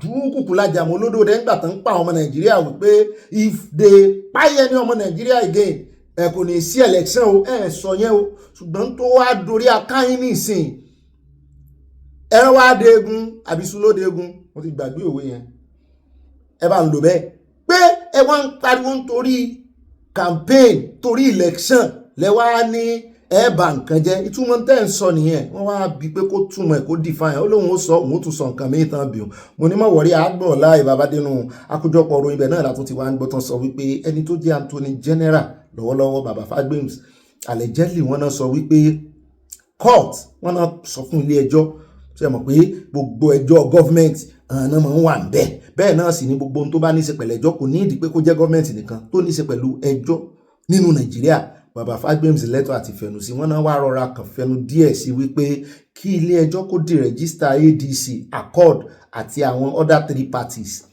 kí ló dé tẹ̀ ń sọ báyìí ẹ̀yìn táwọn èèyàn dún kùkù lajà ní ọjọ́ wo sì ní Ṣèyí Mákindé sọ̀rọ̀ nìbàdàn tó ní pẹ́pẹ́sẹ́ o tán bá tún dánrú ẹ̀ wò àwọn ò tún wẹ́ẹ̀tì ẹ̀ fún ọ mo ní dry season lámọ̀ wá wọ́n wẹ́ẹ̀tì nǹkan kan àbójú òun rọ̀ Nàìjíríà sọ́mà làwà wà níbí o òjò ń rọ̀ Nàìjíríà bí wọ́n náà wọ́n wẹ́ẹ̀tì ẹ̀ o ó sì dá ìgbà wetting season náà ni ṣùgbọ́n àwọn èèyàn wọ́n define wọ́n diversify and gbé bàbá kan náà bọ̀ lẹ́yìn tí a bá kó lórí ọ̀rọ̀ ti àwọn ADC tán àti bàbá Fagbems and gbé bàbá kan náà bọ̀ níbi tán náà ti wá ń sọ wípé ọ̀rọ̀ tí Ṣèyí Mákindé sọ ọ̀rọ̀ gidi ni o ẹ̀tún wo ẹgbẹ́ yẹ̀ wo ó lè mọ́ jóun ni ó fa trouble yẹn o àwọn ilẹ̀ Haúsá wọn múra trouble lẹ́ o wọ́n ní ẹgbẹ́ yẹ̀ wo ẹ̀yin lẹ́nà fẹ́ bàjọba yín jẹ́ ò tẹ́yìn náà bá fún wọn chance láti bàjọba yín jẹ́ ní kí ló dé tí mò ń yí ọ̀hún báyìí tí mò ń ṣe báyìí kó lè yí àná ni à ń bọ̀ ń bẹ́ẹ̀ á sọ púpọ̀ lọ́rọ̀ bàbá tí wọ́n kó ń bẹ̀ tán lọ́dọ̀ Ṣèyí Mákindé náà ni ibi tó ti ganu sí máìkì lánàá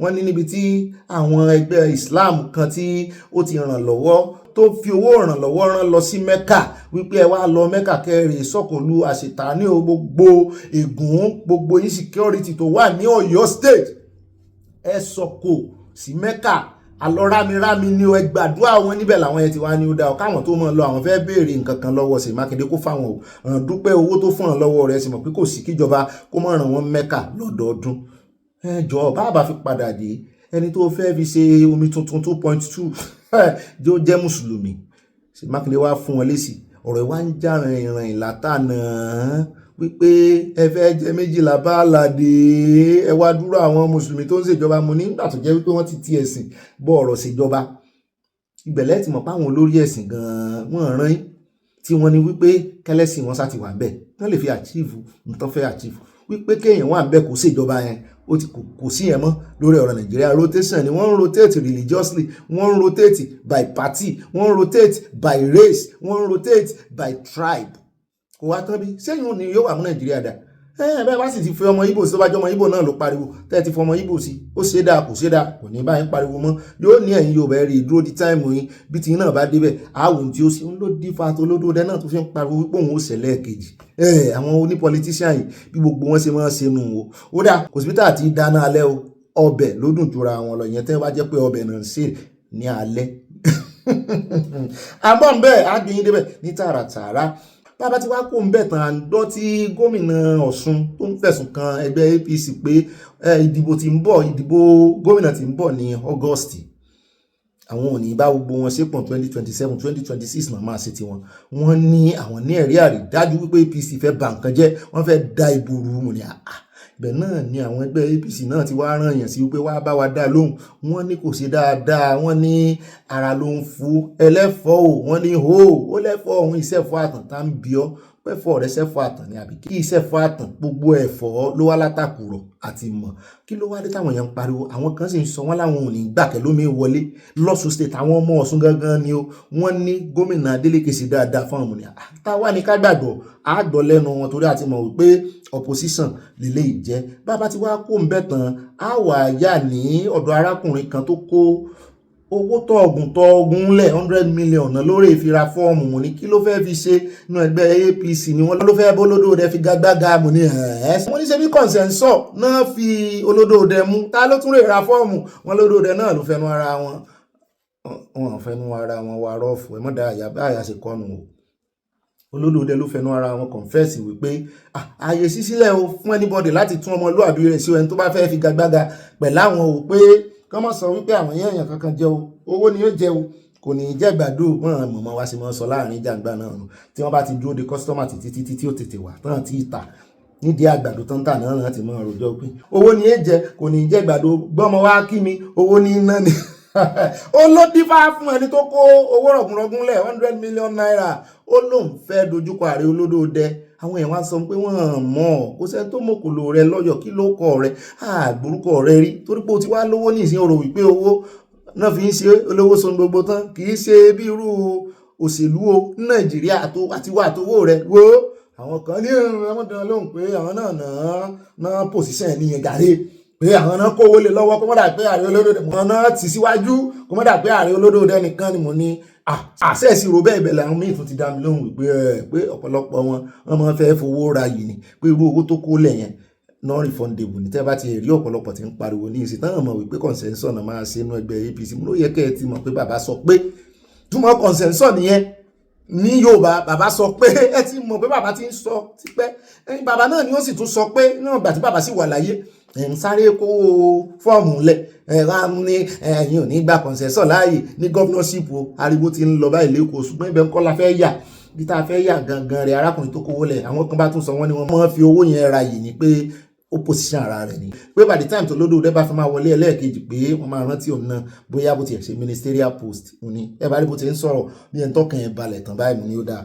À ń bọ̀ ń bẹ̀ lónìí náà ni kò ní dọ́là á fojú rẹ̀ hàn á sì ojú rẹ̀ sí agbágbé á sì sọ lójú eégún. Bàbá ti wá kó ń bẹ̀ tán á wà yà ní ilé ẹjọ́ níbi tá a ti gbọ́ tán ní ilé ẹjọ́ lẹ́kìtì ní pé kán rè pa àwọn olè tí ọwọ́ bá olè méjì kan rè pa wọn mo ní sọ máa fi ẹ̀yìn wọn tí àgbà ni wọ́n ní rárá wọ́n máa hàǹgì wọn ní kí náà ṣe à ń bọ̀ ń bẹ̀ á fún ilẹ̀kùnrẹ́rẹ́ ròyìn ibẹ̀ náà látún ti wá gbọ́ tán sọ wípé ààrẹ olódòdẹ ti ṣe bẹ́bẹ́ wọn ní Tinubu ti sáàkì ẹni tó jẹ́ ọ̀gá NMDPRA àwọn downstream upstream ní petroleum mo ní kí ló dé ṣùgbọ́n tó bá ròyìn dé ń bẹ̀ gangan ni wípé wọ́n ní kò tí ì ju 3 months lọ tán sẹ́ẹ̀ gbà síṣẹ́ ẹlẹ́ẹ̀kejì ń bẹ̀ wá ní pé ẹni tán fi ṣe pàṣípààrọ̀ rẹ̀ wọ́n ní láti Dangote lò tí wọ́n láwọn ọmọ Nàìjíríà bá parọ́ pé kò tán bí òtún ń jọ bí ẹni pé Dangote gangan náà ṣe ìjọba ìfún o pé kí ló wá mọ́ àwọn Haúsá àtàwọn Fúlàní máa pariwo pé wọ́n ṣe èèyàn yín dáadáa Dangote kò lè sọ wípé òun ò rí tajé ṣe nínú gbogbo ìṣèjọba Nàìjíríà ìṣèjọba olódòdẹ ló fà ìgbà Dangote jù wọ́n ń tepo fún ní náírà ẹ tún wo ogun Iran àti USA ẹ wo iye tí ń ká wọlé wọn ló tún ti sọ epo di 1,004 lónìí báyìí nígbà tí ilé òfin mọ́ ńgbà tí ẹ sì mọ̀ tí àjọ NMDPRA tán fojú ẹ̀ rí tán jọjà àwọn náà máa ń wà nídìí bọ́n ṣe ń gbé pó wọlé bọ́n ṣe ń regularize gbogbo ẹ̀ upstream and downstream wá jẹ́ ẹni tó jẹ́ òṣìṣẹ́ tó jẹ́ ọ̀gá nílé iṣẹ́ ìfọpo Dangote òun náà wá yàn pé kó wá head ẹgbọ́n ṣe problem ó wà láàrin wọn mọ́ àyẹ̀rí wípé àní gbọ́ any problem mọ́ à ń bọ̀ ń bẹ̀ táwọn ọmọ Nàìjíríà sọ àti ìgbésẹ̀ tí Ààrẹ Olódòdó gbé ibi tá a ti fẹ́ kó ń bẹ àti ìkófà abẹ ńlẹ̀ tí ifámi tún ti ń ṣe oníbi tá a ti gbọ́ tán sọ wípé àwọn tí Àtìkù kówó fún pé kó lọ́bì fóun ní Amẹ́ríkà wọ́n bá ganu sí máìkì gbogbo ìròyìn tá a fẹ́ sọ ní ìsìn ìròyìn Amẹ́ríkà ní ṣùgbọ́n ó kan Nàìjíríà wọ́n bá ganu sí máìkì wípé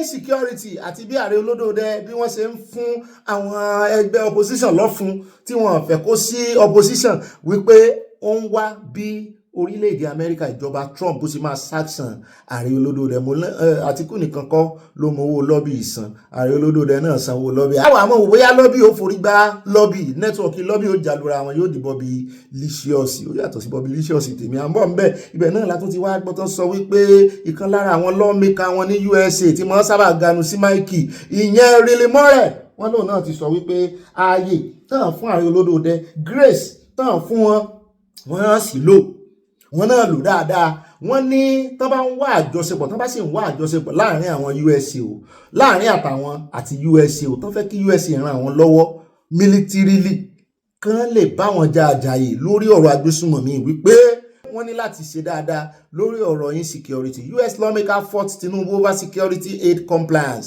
urges funding review wípé àwọn ò ní kówó fún wọn mọ́ rárá bí ọmọ kan tó ń kówó fún wọn ó dáa àmójú ajé kò ní sọ̀bà abádínú àkójọpọ̀ òròyìn ká mọ̀ pẹ̀jú ibẹ̀ náà látún ti wá ń gbọ́ tán ní Trump fúnra rẹ̀ wọ́n ní Strait of Hormuz wọ́n ní Trump fẹ́ sọ di orúkọ ara rẹ̀ mo ní ọjọ́ wo ló sì lóun fẹ́ fi picture òun sórí pásítọ̀tì àwọn ọmọ torí pásítọ̀tì àwọn ọmọ USA sórí pásítọ̀tì àwọn ọmọ USA wọ́n ní yóò ṣe wọ́n ní wọ́n fẹ́ fi celebrate 250 years independence ni pé ìyẹn nìkan náà kàn fẹ́ fi celebrate pé wọ́n ṣe máa ń ṣe mo ní èmi rò pé Trump ní ó ń wá opportunity ni wọ́n wá sọ wípé ó ní òun fẹ́ change orúkọ Strait of Hormuz òun fẹ́ sọ di Strait of Trump tàǹbọ̀ ń bẹ̀ àyàn létí yín o àníríjú àìlọ nínú ìròyìn tòní ní pápápá ẹjẹ́ àtẹ̀wájú àròjọ mùsùlùkùn jọba nípa àti kógojá o lórí gbogbo ìròyìn tòní àti kógojá o ó yẹ ẹjẹ́ àwẹ̀yẹ o ẹ̀sì cheese ẹ̀rí pé ìròyìn pọ̀ á ṣe pápápá ní bí àwọn bàbá sọ̀nà ká mọ̀ bá pẹ́ o ẹ mọ̀ bá tẹ̀ ṣíà bẹ́ẹ̀ bá tẹ̀ ṣíà wọn ò ní ya fọ́tò káyà ẹ tẹ́ fọ́ ọkàn tẹ̀ ṣíà ẹ fọ́ ó dẹ̀ wẹ̀yẹ o ẹ fi ṣíà lẹ́nà ẹ tẹ̀ lítà ẹ ṣe Mushin olóòṣàsínú ẹsẹ alápẹ̀rẹ̀ ẹsẹ Kétu ẹ fi orúkọ àdúgbò yín lé gbogbo àdúgbò tẹ́yìn bá wa mo rí yín o ṣé wípé ìlàsàlẹ̀ ń gbé mami mo dúpẹ́ tàwí ìlàsàlẹ̀ wa alábòsí mami yẹmí ìgè mo rí yín o Ìkòdúlẹ́wà mi èmi ò mọ mo ṣẹ̀ ń gbọ́ ni wọ́n ní tọmọ tìyá máa ń nara wọn Kòròdú lórí ọkùnrin ìròyìn tá a mú wá lánàá wọ́n ní Kòròdú ni ó dẹ̀ wẹ̀yẹ o. There's no place for Sharia in Yoruba land. No place for blasphemy law in Yoruba land. Iye àfi pákà yóò yá kò ní yẹ̀lẹ́ alákọ̀ọ́kọ́ nínú àkórí ìròyìn wa ọ̀dọ̀ sísítà nìkan tá a máa ń gbé wá tí wọ́n máa ń gbé èdè Yorùbá lárugẹ ọ̀dọ̀ wọn là ń lọ straight ìṣẹ̀lẹ̀ kan ló ṣẹlẹ̀ àgbọ̀ lẹ́nu wọn ní ìsìn ìbò náà sọ́ọ̀sù bẹ́jẹ́ ń sáré summarize kí n kógojá lórí ẹ̀kọ́ lè yá dáadáa wọ́n ní lára àwọn ọmọ Ìgbò bá mi ogun ṣèmi ò bú ọmọ Ìgbò ìròyìn ni o mo sì lẹ́rìí rẹ̀ wọ́n ní lára ọmọ Ìgbò kan tí ó mú Yorùbá bínú lẹ́nujọ́ mẹ́ta torí àwa Yorùbá náà ẹ̀rí tá a bá ń dá padà fún ọmọ Ìgbò owó bàbá Ìjẹ̀bú tó sì ń bí alẹ́ pé kí ló dé tá náà ń ṣe báyìí bínú wọn ní ọ̀pọ̀lọpọ̀ ìgbà wọn kì í rántí pé àwọn ọmọ Ìgbò ló fa gbùrù tí gbùrù wa fi wá ń fa Ìgbò wọn náà ọmọ Ìgbò ló bẹ̀rẹ̀ lórí Agbájé pàápàá jùlọ pẹ̀lú Ọ̀gbẹ́ni Peter Obi wọn náà máa ń sọ̀rọ̀ sí Yorùbá wọn máa ń pè wá ní ọ̀lẹ wọn máa ń pè wá lólè wọn máa ń pè wá ní ọ̀bùn wípé ọkọ ti ràn mọ́ wọn nìkan ló wá sọ bẹ́ẹ̀ ní 2013 ló sì ṣe túwìtì wọ́n ní làwọn ẹ̀bá bẹ̀rẹ̀ sí gbé kiri ní 2026 mo ní bá lọ àbọ̀ bí ọ̀rọ̀ bá lọ lógún ọdún sàn kan náà ló tọ́ bá ẹ wá ní kí ni mo fẹ́ fàyọ̀ ń bẹ̀ ó bá ṣàkóbá fún 2013 2014 2015 ǹjẹ́ ẹ̀sẹ̀ 13 years ago nìyẹn 13 years ago n tó ti kọ sórí agbágbé àsòǹdúródé ni kò rébi kankan wọ́n ní làwọn èèyàn bá wá kúlẹ̀kúlẹ̀ rẹ̀ àwọn FBI orí ẹ̀rọ agbágbé náà bá wá débi tí ti ń ṣiṣẹ́ náà bá rí pé òun yọ̀tọ̀ mi o, iṣẹ́ gidi ló ń ṣe o, orítajé ṣe o, ọ̀gá rẹ̀ wá rèé, Yorùbá lọ̀gá rẹ̀. Ó sì ṣe báyìí sọ̀rọ̀ àlùfàǹsà sí Yorùbá. Ìkan náà wà ní Canada lọ́jọ́ sí, ó ní tó ń bá mú ọmọ Yorùbá kankan májèlé lòun fi pa wọ́n. Wọ́n so hate wa, àwa náà hate kankan nù wọn. Ìsọ̀rọ̀ sí wọn ló jẹ́ àmọ́ sọ̀rọ̀ bẹ́ẹ̀ lọ́rọ̀ kan. Wọ́n bá fi hàn ọ̀gá rẹ̀, wọ́n bá ní ó gbọ́dọ̀ sáàkì rẹ̀ ni o. Yorùbá náà ti wá yàrí báyìí. Bẹ́ẹ̀ pè wá ló kọkàn á pè méjì ń ló fà bá mi Ògúns. Ó dẹ̀ bá ń tẹ̀sí ẹja gbọ́rọ̀ tààràtàrà lẹ́nu àǹtí mi. Ogun díẹ̀ ṣùgbọ́n ẹ bá ń gé ni o, ẹ̀sọ̀ ara ìsí ẹ̀ ni. So yesterday, I made a video where I was talking about, I was responding to those who said Yorubas cannot speak English. Yorubas are this, Yorubas are that. They should stop speaking their language. Well, I made that video to encourage my people to keep speaking that language because I'm not going to stop to speak Yoruba language and to even speak my own dialect, Ondo dialect, because I do not want my dialect nor my language to go into extinction. That's the reason why we use language. And it does not mean that I do not know how to speak English. I actually speak English and write English better than many of these people making complaints on the social media. In fact, I don't just write English. I edit works for people, but that's not the point of this video. Now, last week, some tweets by an Edo lady, a Benin girl, went viral. And I learned she made those posts, those tweets in 2013. In those tweets, she was calling Yoruba people dirty, especially Yoruba ladies, stereotyping them, calling them all manner of names. She was even so dirty in the choice of words and language use. I learned that those tweets have been forwarded to her employers. And I learned that the person who started that company where she works, the tech company in Lagos where she works, is a Yoruba man. So, this is what, I saw some Igbos and many of our southern brethren, they are on that post. Of course, the post was made by another Igbo lady that I actually read from, Ife Onyegbele. And they were saying Yorubas do what? Now, I challenge some of those commenters to bring out those posts, those videos that you will see any Yoruba make, doing the same thing one chance Coleslaw did on X, calling it the Edo women or Igbo women or Yoruba women, Ijaw women, those names you guys call Yoruba women. Sometime, was it 2 years ago, it was Amaka Otapiaba who claimed, she went viral too, who claimed she was going to unalive Yorubas and Benis with Otapiapia. And that was how she got the name Amaka Otapiapia. And whenever these things come up, you will say Yorubas have done worse. Yorubas said that people should leave their state. In 2023, when Yorubas rose up, what was the context in which Yoruba rose up? The context was after the election, presidential election, some of you, your bloggers, went online. Peter Obi was in that whatever. I'm going to repost that video. And they went online they went on Twitter. They had a room on Twitter and they started saying that they were going to send, that once they won the governorship election through Gbadebo Road to Vivo, that they were going to send all Yoruba Obas out of Lagos. They were going to make sure Yoruba leaders end in prison. And then the Yorubas got wind. They recorded, they screenshot, they screen grabbed that room, that recording. And it went viral. And that was how Yorubas in Lagos said, no, they will chase you out of Lagos. Now, when you want to pinpoint what Yorubas have done in reactions to what you guys have done, please paint the context correctly. Paint it correctly. Because I've been on this social media, I've been on Facebook since 2008. From our other southern ethnicity to Yoruba people, you have stereotyped Yoruba people. I started with Nigeria Village Square and Naira Land before coming to Facebook. You are the ones to start saying, in fact, what that lady wrote came from some of the things she saw on the social media. Yoruba women are dirty. Yorubas are dirty. Yorubas are ugly. Especially Yoruba women. In fact, there is a guy called Doctor, an Igbo guy. One of these days, I'm going to give attention to him. They will bring Yoruba tribal marks. They will say all manner of things. Yorubas are poor. There's nothing they are not saying. Yorubas don't have soups. Yorubas are this, Yorubas are that. Many of the tweets, those things that lady, that Benin lady wrote, actually came from her experiences online. Because I don't want to believe they came from the Benin Edo people. Because I have several of Edos in my family, and I know, of course, Esan mostly. And I know who they are. I know that the Benis can be very hot and aggressive. But I'm not sure they will go online, aside the lies, the twisted history they post about. So, some of the things she wrote came from some of these stereotypes that they have created about us online. And it is one of the reasons that made me to start making content to correct some of those things. with research and many other things. And let me say this, most of those things they say are actual projections of who they are on us, the Yoruba people. ó lè káàbọ̀ padà náà lẹ́ti gbọ́yàn wọ́n sànà ti lé lẹ́nu iṣẹ́ báyìí ó ti lose opportunity. ẹlẹ́ẹ̀kejì ń bẹ ẹja sáré dé ọ̀dọ̀ àwọn agbésùnmọ̀mí àwọn 400 and something tán kó lọ láìpẹ́ yìí wọ́n náà ti ṣe fọ́nrán jáde o ìyẹn àwọn Boko Haram wípé àwọn ti ṣe tán fẹ́ pa wọn o grace péréte lókùn táwọn fún ìjọba o mo níjọba òkùnkùn ṣe nǹkan kan wọ́n ti kọ́kọ́ fún ìjọba ní grace 72 hours ó kọjá wọ́n ní lọ́tẹ̀ wọ́n láwọn òṣèré o òṣèré Moscow wọ́n láwọn ó pa wọ́n ni o ẹ bá ń tẹ̀sí ẹja o.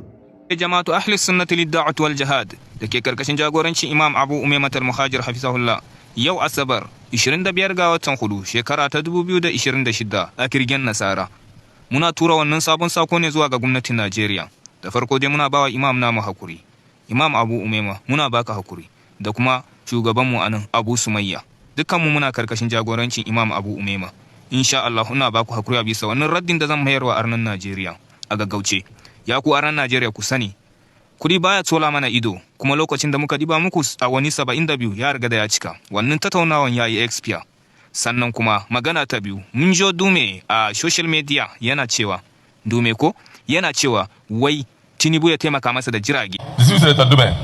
Thank you very much, Mr. President. My additional prayer is that this Senate should urge the federal government to intensify efforts to rescue the 416 women, elders, and children that have been in captivity since 3rd March 2026. I so move.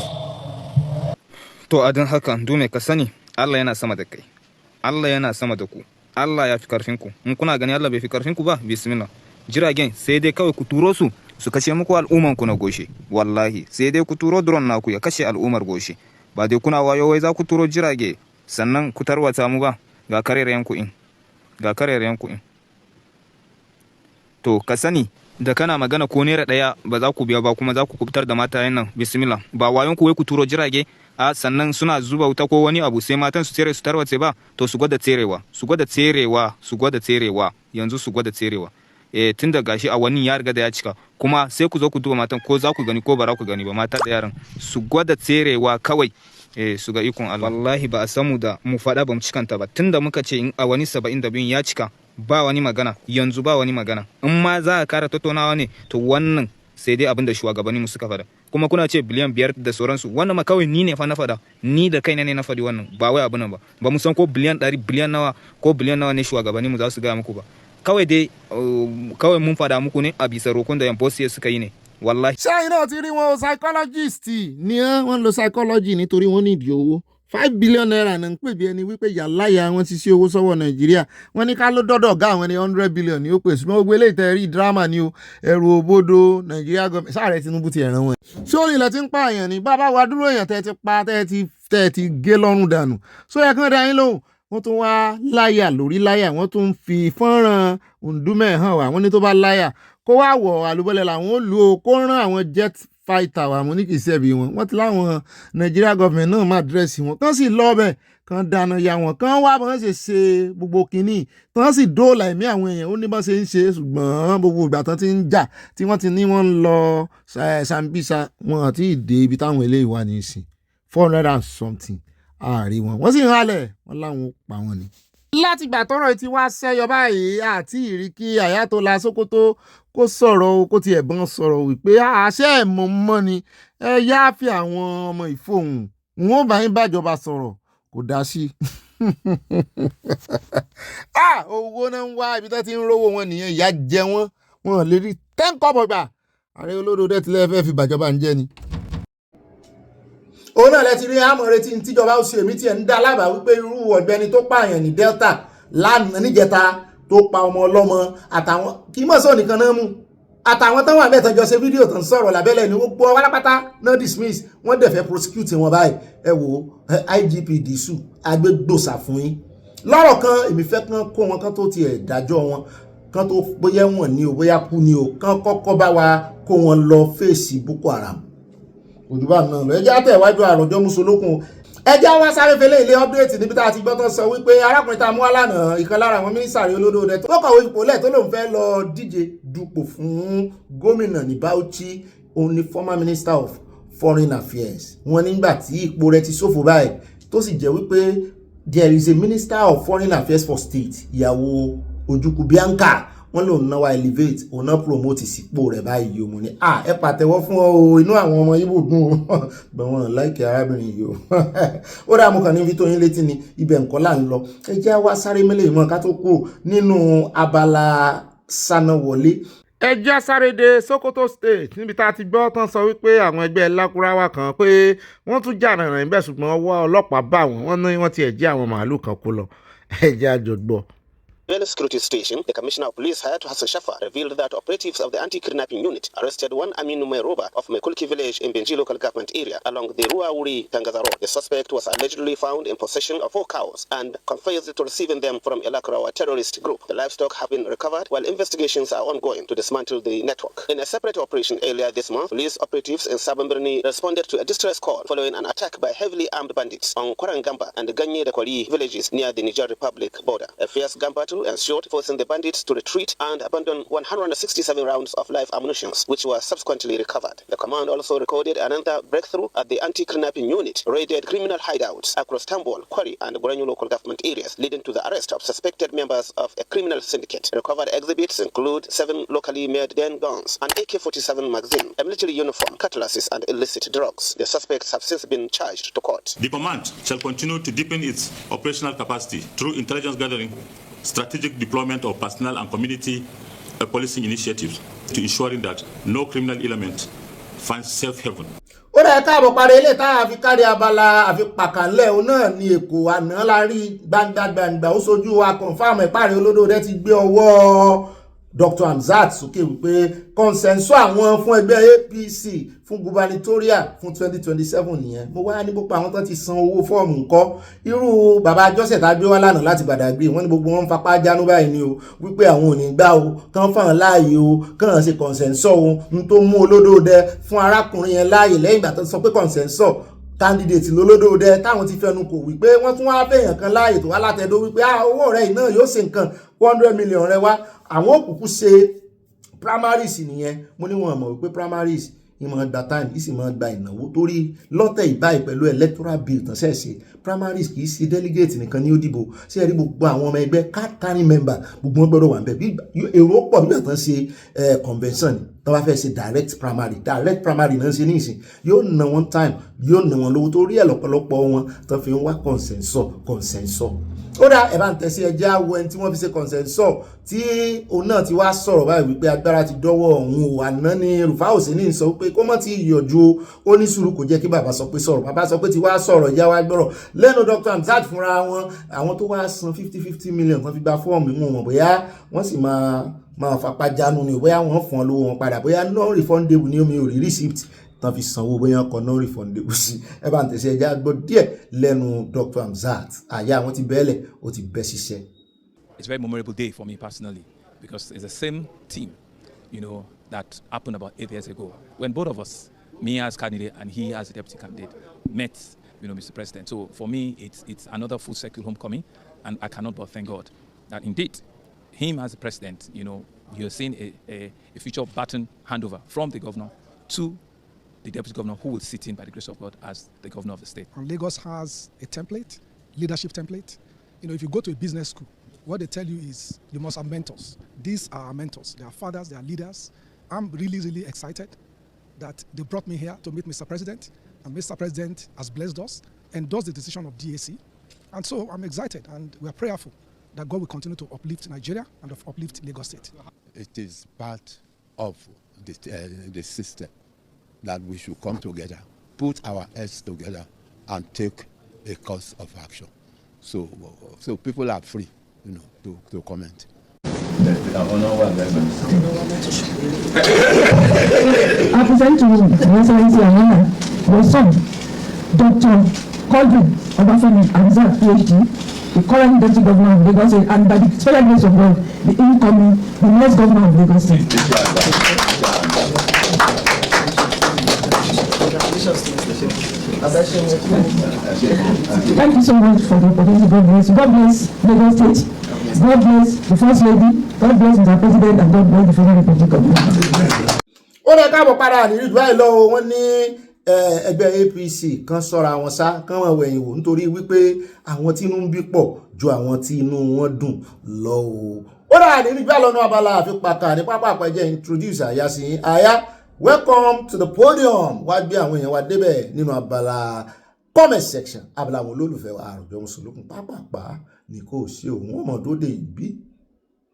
Mo mà tún kí n káàbọ̀ sínú abala èyàn lólùfẹ́ abala comment section mọ́ mi Dorcas Jalo wọ́n ní ẹ̀ka alẹ́ wọlé aláyọ̀ wọlé wọ́n kí wa o wọ́n tẹ lọ́ọ̀fù sí a bẹ́ẹ̀ náà ni adọ́dọ̀ mọ́ mi Grace olùṣòtọ́ wọ́n ní mo kí Obi Aya àti gbogbo àwọn ọmọ orílẹ̀-èdè Yorùbá káàkiri àgbáyé pé a kú ọjọ́ àánú òní o a ó sì ọ̀pọ̀ rẹ̀ láyé nínú ayọ̀ ìdùnnú adùn rẹ̀ tọmọtọmọ àti tìdílé àmì ẹ̀pọ̀ o mọ́ mi Dorcas Jalo mo tún padà sọ́dọ̀ yín wọ́n ní ajúbàrẹ̀ olúwa wa àjúbà ọlọ́run o àṣẹ̀dá ayé àkọ́dá ayé àṣẹ̀dá ọ̀run bẹ́ẹ̀ náà ni Felicia Olise Emeka wọ́n ní Ọ̀gbẹ́ni Bobby ẹ̀ka alẹ́ o orúkọ tó jọ orúkọ Ìgbò yìí yọ̀ọ́yẹ̀ yín kò ní yẹ́ ẹ̀lẹ́ ẹ̀ka alẹ́ o bẹ́ẹ̀ náà ni ẹja wa lọ tààràtàrà sọ̀rọ̀ mọ́ mi Stella Ògúnbàjò wọ́n ní pọ̀ gbogbo wa o àwọn náà ṣe pọ̀ yín o Oòduà nation no going back God bless Oòduà nation wọ́n tẹ lọ́ọ̀ sí a ní rẹpẹtẹ. Mọ́mí Grace olùṣòótọ́ wọ́n ń kí ọlọ́run lára mi wọ́n ní Obi ibà kéde fún orílẹ̀-èdè Yorùbá káfàtà wọ́n tẹ lọ́ọ̀fù sí mi mo lélẹ̀ personally. Mọ́mí ọ̀nà ń sùn tẹ̀lé ló yẹ kí n fi pọ̀ yín ṣe o pẹ̀lú ti mọ́mí Stella Ògúnbàjò mo rí pọ̀ yín o wọ́n tẹ lọ́ọ̀fù sí àti nǹkan panu Oòduà nation no going back àwa kò fẹ́ ṣàríà nílẹ̀ Yorùbá rárá àti rárá. Bẹ́ẹ̀ náà ni bá mi Moab afa Moab àbí Sheikh wọ́n ní wọ́n sùn ní inú náà jáànámọ́ ni o. Bá mi fọlọ́n sọ́ta nímọ̀lá kò sẹ́dá kan wọ́n ní Bobby ń jẹ́ yín wọ́n ní àwọn olóṣèlú ilẹ̀ Yorùbá wọn ò lọ sójú fún ọmọ Yorùbá o fámìlì wọn ni wọ́n rè sójú fún àwọn ajẹgúdújẹrá. Mami Victoria Badejo mo jẹ́rìí tí n bá ti rí wáìnì tó pọ̀ rẹpẹtẹ báyìí in fact kí n mọ́ ti rò kọ̀ wọ́n ó ti mọ̀ pààyàn ni. Ogun State senatorial seat ti di gbàgbó Tinubu has a lot to uncover in the coming election 2027 gbogbo yín láàfin pa wẹ̀dẹ́ bẹ́ẹ̀ ni alias wẹ̀dẹ̀wẹ̀dẹ̀ á kú ojú lọ́nà oṣù tuntun tó ń bọ̀ yìí yóò sojú ẹ̀mí wa o kí Ọlọ́run dá wa sí kó wà pẹ̀lú gbogbo àwa ìdílé aláyọ̀ wọn tẹ wáìnì sí wa àti nǹkan rẹpẹtẹ. Mo padà sọ́dọ̀ mọ́ mi Grace olùṣòótọ́ wọn ni ó yẹ kí wọ́n àwọn ewéle wọ̀nyí ní nǹkan ìkà ọ̀dájú àti ọ̀daràn lágbáà ní àwọn ẹranko wọ̀nyí ó yẹ kí wọ́n ṣe ségesège fún àwọn tí wọ́n bá mú kò jù bẹ́ẹ̀ lọ. Bẹ́ẹ̀ náà ni mo dúró de Olúwa àwa náà dúró de Olúwa àwa tó dúró de Olúwa a ó tún agbára wa ṣe kò sáàyè ní wọn bá kọjálẹ̀ wọ́n ní gọ́vnà Dàpọ̀ kò tí ì kúrò lórí ipò kan ó ti ń du ipò sẹ́nitọ̀ Gbẹ́ngà Daniel náà ti wà ní láti gọ́vnà lọ sí sẹ́nitọ̀ èyí tí gbogbo wọn ṣe nínú ìjọba Nàìjíríà ti tó kí àwọn méjèèjì fipò sílẹ̀ ó dáa mọ́ mi ti dájọ́ wọn lọ́wọ́ méjèèjì nìkan kan jáwọ́ ń bẹ̀. Imagine orí tán yàn jẹ́pọ̀ o àìmọye àwọn èèyàn náà ẹgbẹ́ yẹn tó jẹ́ pé ó ti kàn wọ́n o ṣùgbọ́n wọn ní jẹ́ kán débẹ̀ wọ́n ní káwọn méjèèjì jáwọ́ ń bẹ̀ o èmi náà fọwọ́ sí mo fẹsẹ̀ sí kí wọ́n mú ẹlòmíràn láti lọ fún sẹ́nítọ̀ kí àwọn méjèèjì fi ipò sílẹ̀. That's all gbogbo wa la fọwọ́ sí mo jẹ́rìí bẹ́ẹ̀ náà ni bá mi Abdulrahman Káfí wọ́n ní ó bí common saying àwọn sójà àtàwọn ọlọ́pàá wa nìyẹn pé àwọn máa waste àwọn ará ìlú tó yẹ kí wọ́n protect mo ti ń gbọ́ ilé yìí láti 1980 ṣé pé wọ́n ti pẹ́ tán ti mọ́ sọ pé màá kàn waste ẹ nígbà tán ní nǹkan tán fi lè waste ẹ̀mí Ọlọ́run ló sì mọ iye ẹ̀mí tán ti waste torí kéèyàn tó lè sọ wípé máa gbá ojú ẹ yóò ti gbá ojú èèyàn rí kì í ṣe ìhàlẹ̀ nìkan. Mami Stella Ògúnbàjò lẹ́yìn Paul wọn ní láíláí àwa kò fẹ́ ṣàríà nílẹ̀ Yorùbá. Mami Olúfúnkẹ́ Fájímólú news wọ́n ní Bobby Mike Arnold ex-mayor in America tú àṣírí Tinubu àti Nuhu Ribadu àti ìjọba rẹ̀ ìka a kò níka orere abẹ́ni rere ẹni gbèbù ìka ọmọ rẹ̀ á jẹ́ mọ́ mi kò sáyè ní bàbá yẹn kọ́ orin bàbá Sunny Adé òun náà á gbèbù ìka. Ghana ni at Bob FHKK wọ́n ní Dàpọ̀ Abíọ́dún don't deserve to be a senator he behaved woefully in Ogun State ṣé lóòótọ́ àwọn ọmọ Ògùn mọ̀ ní Dàpọ̀ Abíọ́dún gbìyànjú torí yẹn kan ló ti rájí ṣubú dọ́dọ̀ àwọn ó dà mo ti dọ́dọ̀ mọ́ mi Christiana Mustapha wọ́n ní good evening Obi well done love God will be with you in Jesus name amen and your family Obi everybody go for president ó lé ní gbogbo wọn Obi àtàyà wọ́n gbé adé fún wa adé orí ọ̀kìn tí kìí ṣe tẹyẹkẹyẹ wọ́n tẹ love rẹpẹtẹ sí àmúrí wine bẹ́ẹ̀ náà ni mo rí ice cream I love you Obi àtàyà yóò yẹ ìmọ̀ mi will love you too ojú fèrèsé lágbà wọlé o irọ́ o láti ń yọjú mọ́ mi mọ́jà ojú fèrèsé wọlé ó kèlè gbà yọjú lórí ètò àyà ti ń wò mí pé ọ̀gá mi sójú fèrèsé lẹ́yìn náà gbà wọlé yóò yẹ ìmọ̀ mi kò ní yẹ ẹ̀lẹ́ mo ní ìrora fi tọ́níkì díẹ̀ sí ni kó lè pààyàn lẹ́rìn at Victoria Fáṣemọ́ mọ́ mi Fáṣemọ̀. Wọ́n ní ìdílé Kútì kò ní pẹ́ bá ànábì iwájú orúkọ díẹ̀díẹ̀ wọ́n ò máa bọ́ ọmọ ọdún 6 sí 9 sùn wọ́n tẹ lọ́ọ̀ sí ó ti ẹ̀dá tẹ́ ẹ̀ fi orúkọ ànábì yẹn sí torí èmi náà ò ní bá yín fi sí àyálà ànábì wa lórí ìkànnì bẹ́ẹ̀ náà ni ẹja dọ́dọ̀ àwọn náà ni wọ́n ní ẹ kó ètò olóòtú ọlọ́run ní tó mọ́ mi o ọlọ́run ni o agbé fọlọ́run o àti ìrìn lọ́wọ́ abáyé gbé fọlọ́run. At Precious Slack Sex Care wọ́n mọ̀ pé wọ́n ní hi wọ́n tẹ love sí I love you too. Bẹ́ẹ̀ náà ni báyàmí Adétayọ̀ Adé gẹ́yè wọ́n ní obì lágbára Olódùmarè ó borí àwọn agbésùmọ̀mí o a ó sì fògo f'Olódùmarè Oòduà nation tètè dé o ìbùkún ni fún orílẹ̀-èdè Oòduà from network New Jersey USA wọ́n tẹ love sí àti nǹkan panu báyàmí yóò dáa fún yín. Báàmí Olúwadésínà wọ́n tẹ love sí àti nǹkan panu. Mọ́ mi Stella Odele wọ́n ní Ọ̀gbẹ́ni Bọ́bí ẹ̀ka alẹ́ òhàn mi mo bá búbo wọ́n ní ẹjọ́ ẹ bá wa bẹ bàbá Tinubu wọ́n ní kán gba àwọn ọmọ ọba láàyè láti fi àwọn jagun ìlú wọn ṣe ààbò sí ìlú kí ìpànìyàn lè dínkù wọ́n tẹ love sí ẹ̀sán yẹn ní ìbọn tó yẹ lọ́wọ́ ni sakabula. Mọ́ mi ẹ wo ó dìgbà tí àwa bá gba Yorùbá nation gbogbo ohun tí ó tì wọ́n wọ́n fi rìlíìsì ẹ̀ fún wa lọ́lọ́run ó ṣe.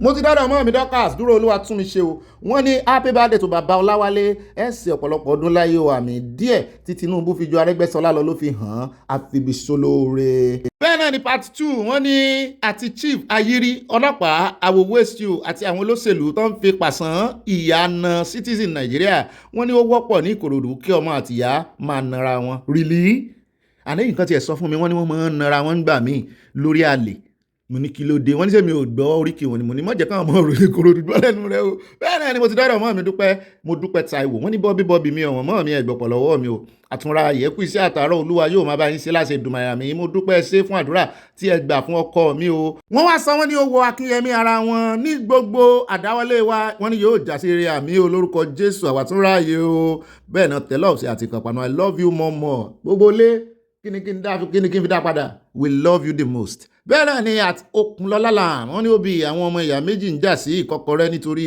ipò òṣèlú abẹ́rẹ́ Ìjẹ̀bú náà méjèèjì ti wá. Wọ́n ní tọwọ́ wọn kò jẹ́ kí tẹnu wọn ó kúnná sẹ́nẹ́tọ̀ fẹ́ padà sípò gómìnà fẹ́ di sẹ́nẹ́tọ̀ láì tí kúrò nípò Oòduà nation straight wọ́n tẹ lọ́ọ̀sì àti nǹkan ọ̀pánu. Tẹ́ ẹ bá sì wò dáadáa o ipò gómìnà ju ipò sẹ́nẹ́tọ̀ lọ. Bẹ́ẹ̀ ni sẹ́nitọ̀ owó tí gómìnà ń rí kọjá bẹ́ẹ̀. Ẹ jẹ́ àlọ́ sọ́dọ̀ mọ́ mi Stella Ogunbaji wọ́n ní happy birthday to you bàbá wa long life and prosperity in Jesus Christ's name amen. Àtìmọ́rẹ́ Adéyẹmọ wọ́n ní òbí bàbá Èkìtì said they kpai the pastor who spearhead the crusade so sad èmi náà ti gbọ́ wọ́n ní bàbá yẹn kú o. Olórí ọ̀dọ̀ bàbá mi White Team wọ́n ní Ọ̀gbẹ́ni Bọ́bí Ibà Sanawole ẹ̀kú ètò olóyin ọmọ wa tó ní Ọlọ́run ní tó Ọlọ́run ló foyín sí o.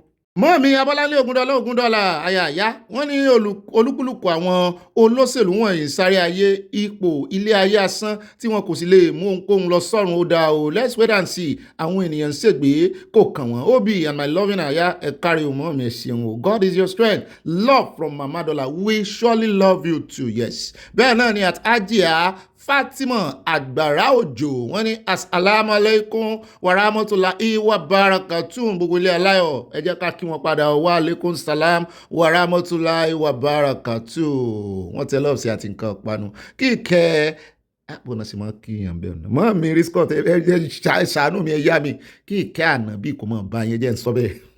Wọ́n mi Olúṣọlá Adébáyọ̀ wọ́n ní èmi ọmọ Ìjẹ̀bú Alárẹ̀ ń jẹ́ yín òbí àtàyà ṣeun o fún àwọn ìròyìn tí Ọlọ́run fún yín ṣe o wọ́n tẹ lọ́ọ̀bù sí Ìjẹ̀bú ọmọ Alárẹ̀ o. Àwọn àti mọ́ mi Dorcas Jalo bẹ́ẹ̀ náà ni mọ́ mi Dorcas Kazeem ẹ mọ̀ kú how many days mo ti mí ìsìn yín náà ẹ kú 6 months. Wọ́n ní ẹ kú ìrọ̀lẹ́ lórí ìkànnì yìí gbogbo ẹ̀yin ọmọ aládé wọ́n ní ibi tó bá wu àwọn olódò ẹni kó yáwó dé o ibẹ̀ kan ti lọ yá gbèsè wọ́n ní kó sáti dá àwa lóhùn ní tiwa àwa kò fẹ́ ṣàríà nílẹ̀ Yorùbá Oòduà nation làwa fẹ́ ire o one love keep us together one love keep us together. Mọ́mí Florence Alade mo ti dọ́dọ̀ ni wọ́n ní Ọ̀gbẹ́ni Bobby Lobbyshus ọ̀rọ̀ àwọn ọlọ́pàá Nàìjíríà ń fẹ́ àmójútó gidi wọ́n ti gbé èṣù mi wọ́n gbé Sátánì mi mọ́ mi. Ṣé àwọn ọmọ tó jáde ní yunifásitì ṣé ìjọba fún wọn níṣẹ́ àwọn tó ń ṣiṣẹ́ àgbẹ̀ Fúlàní ò fa ìgbà wọn Oòduà nation ní kíákíá níbi tí kò ti sí ààyè fún ṣàríà wọ́n tẹ lọ́ọ̀tì àti nǹkan panu ẹ̀ bá mi kí àyà náà ń gbọ́ ń kíyín o. Bẹ́ẹ̀ náà ni mọ́mí mo súnmọ́lá Olúwo tèmi nìkan wọ́n ní Ọ̀gbẹ́ni Bobby tèmi nìkan bàbá Wándé fẹ́ fi ìyàwó púpọ̀ jọ Bobby ní olódò dẹ ọmọ ò ní bá gbèsè ńlé o àbí kò ní bá ńlẹ̀ ni ṣáàjọ jẹ́ ká lọ Yorùbá Nation má pẹ́ o wọ́n tẹ lọ́ọ̀fù àti nǹkan ìpanu bẹ́ẹ̀ náà ni mo rí pineapple lọ́ọ̀fù yìí náà gbọ́mọpọ̀n lónìí ọmọ mi. bẹ́ẹ̀ náà ni mọ́ mi unique baby girl náà tẹ lọ́ọ̀fù àti gbọ́mọpọ̀n wọ́n fi ọ̀já wọ́n fi gbáǹdì dáadáa apọnmọ máa wọ ẹ̀yìn lọ́ọ̀fù yìí pọnmọ kò wẹ̀yìn wọ́n tẹ lọ́ọ̀fù sí 100%. mọ́ mi Abọ́láńlé $1 mo padà dọ́dọ̀ yín o kí ni mo gbàgbé sọ́dọ̀ yín ná mo gbàgbé $500 mi kan síbi wọ́n ní sí ẹ̀jẹ̀ òyìnbó ni àwọn yahoo wọn yìí fi ń ṣe ètùtù wọn ọ̀rẹ́bìnrin wọn ní ọ̀pọ̀lọpọ̀ wọn fi ń ṣe ètùtù bẹ́ẹ̀ ni wọ́n sì máa ń lo ẹ̀jẹ̀ ìbátan wọn ohun tí ò dá jàre ó bí ẹlòmíràn fi bàbá àti ìyá rẹ̀ ṣe ọlọ́run á dá sí ọ̀rọ̀ ayé wa gbogbo lórúkọ Jésù àmín. wọ́n mi ẹ̀mí ìgè wọ́n ní ẹ kúrò lórí rẹ̀ wọ́n bú sẹ́rìn ọmọ òní bá gbèsè rẹ̀ ńlẹ́ o olódò dẹ́nu ń bá wíwá o. bá mi fi káyọ̀ Victor mi ìmọ̀ràn wọ́n yín láti bí ọjọ́ mẹ́ta wọ́n ní ó bí àwa online choirs ti gbáradì fún àríyá online members ló tu ìyá yẹn lára nínú ọkọ̀ wọn ní ọlọ́pàá Delta tó pa ọmọ ọlọ́mọ repentance agbésùmọ̀mí ló máa jẹ́ ara àwọn tí wọ́n di radicalize. mọ́ọ̀mí Olúfúnkẹ́ Bájímọ́lú news wọ́n ní Ṣèyí Tinubu ti kó àwọn city boys lọ sí Edo State lọ pín ráìsì àwọn agbèrò ti gba họ́ọ̀lù nìbàdàn wọ́n ní òkú sùn ní Èkìtì invited pastor bá ìṣẹ̀lẹ̀ náà lọ ṣé dandan ni kí Tinubu ṣe second term ní àwa ní ìdí ẹ̀ mọ́ mi o a fẹ́ gba tó wà lọ́wọ́ rẹ̀. ibà màámi mo ti dọ́dọ̀ wọn ní àyà kòpọ̀ kì í ṣe permutation olódòdó ló fa ìjákulẹ̀ David Mark led ADC but àdúrà àjùmọ̀gbà gbogbo ìdílé aláyọ̀ fún àtìlẹyìn wa nítorí òmìnira àwọn ọmọ aládé gbogbo ìtàkùn pátá ní àwọn alálẹ̀ máa wú tí gbòǹgbò àṣẹ́gun kò yí padà mọ́ mi àṣẹ wà ẹ bá mú ọ̀tí wá ń bẹ̀rùn kí n mú lè. báàmì orí ìsorí ọlá wọn ní ó bí ọ̀rọ̀ sunukun ojú sunukun ní ọ̀rọ̀ bàbá wa ń dé yìí o torí gbogbo ẹ̀ lórí ìfọ̀kànbalẹ̀ ní o àti wípé gbogbo èèyàn kọ́dẹ̀ ni àwọn ìyàwó rẹ̀ máa gbọ́ràn sí lẹ́nu bíi ti lágbájá aláya púpọ̀ àwọn ìyàwó tèmi kúkú gbọ́ràn sí mi lẹ́nu mi ò mọ ẹni tẹ́ni sọ bí èmi bí irọ́ bí èmi ni kó má jẹ́ from fry pan to fire orí ọlá orí is from Dallas Texas bẹ́ẹ̀ ni obéyàn ò bá wò dáadáa bó bá rí ìgbésonso méjì wọlé wọ́n bá dáwọ́ jọlé lórí gbogbo àwọn ìyàwó tèmi ń bí wọ́n dá sí mi dáadáa mọ́ mi fún mi lọ́lá Bello àtò dọ́dọ̀ wọn ní ìsìn bẹ́ẹ̀ náà ni bá mi Lámídì wọ́n ní ọmọ kóòtù Odùduwà Yorùbá ilẹ̀ Odùduwà Yorùbá ni yóò mú alálẹ̀ dìde ẹ bá wa pàṣẹ mo jẹ́rìí wọ́n pàṣẹ ẹ̀rọ ẹ mọ̀ wọ̀rí wọ́n pàṣẹ ìparun fún ọlọ́jọ́ kan ẹ mọ̀ wọ̀rí wọ́n gbádùn kọ́mẹ́ǹtì bàbá mi bẹ́ẹ̀ mo ti jíṣẹ́ yín fáwọn alálẹ̀ o ẹ jẹ́ àdọ́dọ̀ Àdùnní Ayọ̀ọ́lá wọ́n ní we don't want Sharia in Yorùbá land Yorùbá nation no going back o wọ́n tẹ̀lé ọ̀sẹ̀ àti nǹkan panu mọ́ mi ní ò lè kọ́ kọ́mẹ́ǹtì kan mọ́ fi òòṣì mọ́ mi jẹ́ ń ṣe fún yín ló kọ́ ibà Àdùnní Ayọ̀ọ́lá o.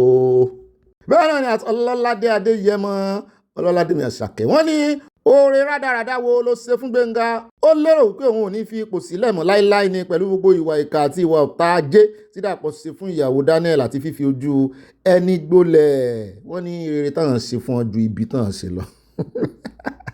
bẹ́ẹ̀ náà ni Àdìgún Abíọ́dún wọ́n ní Dàpọ̀ lẹ́nu gbogbo yín ò sí wá láì gbọ́dọ̀ Dàpọ̀ báyìí yóò ga o. mo ti dọ́dọ̀ ẹlẹ́yà mi ọ̀wọ́n aya mi sì kì í lẹ́ẹ̀mẹ́ta wọ́n ní orin yẹn deep happy birthday grandpa Ọláwálé ẹ ò ní fẹ́ kún parí ọjọ́ ayé yẹn àmì we love you sir ìyàwó kan ló dára ọkọ mi. mo ti mọ̀ pé wọ́n á ju lámbà ṣáá ni mo máa ń gbádùn ẹlẹ́yà mi.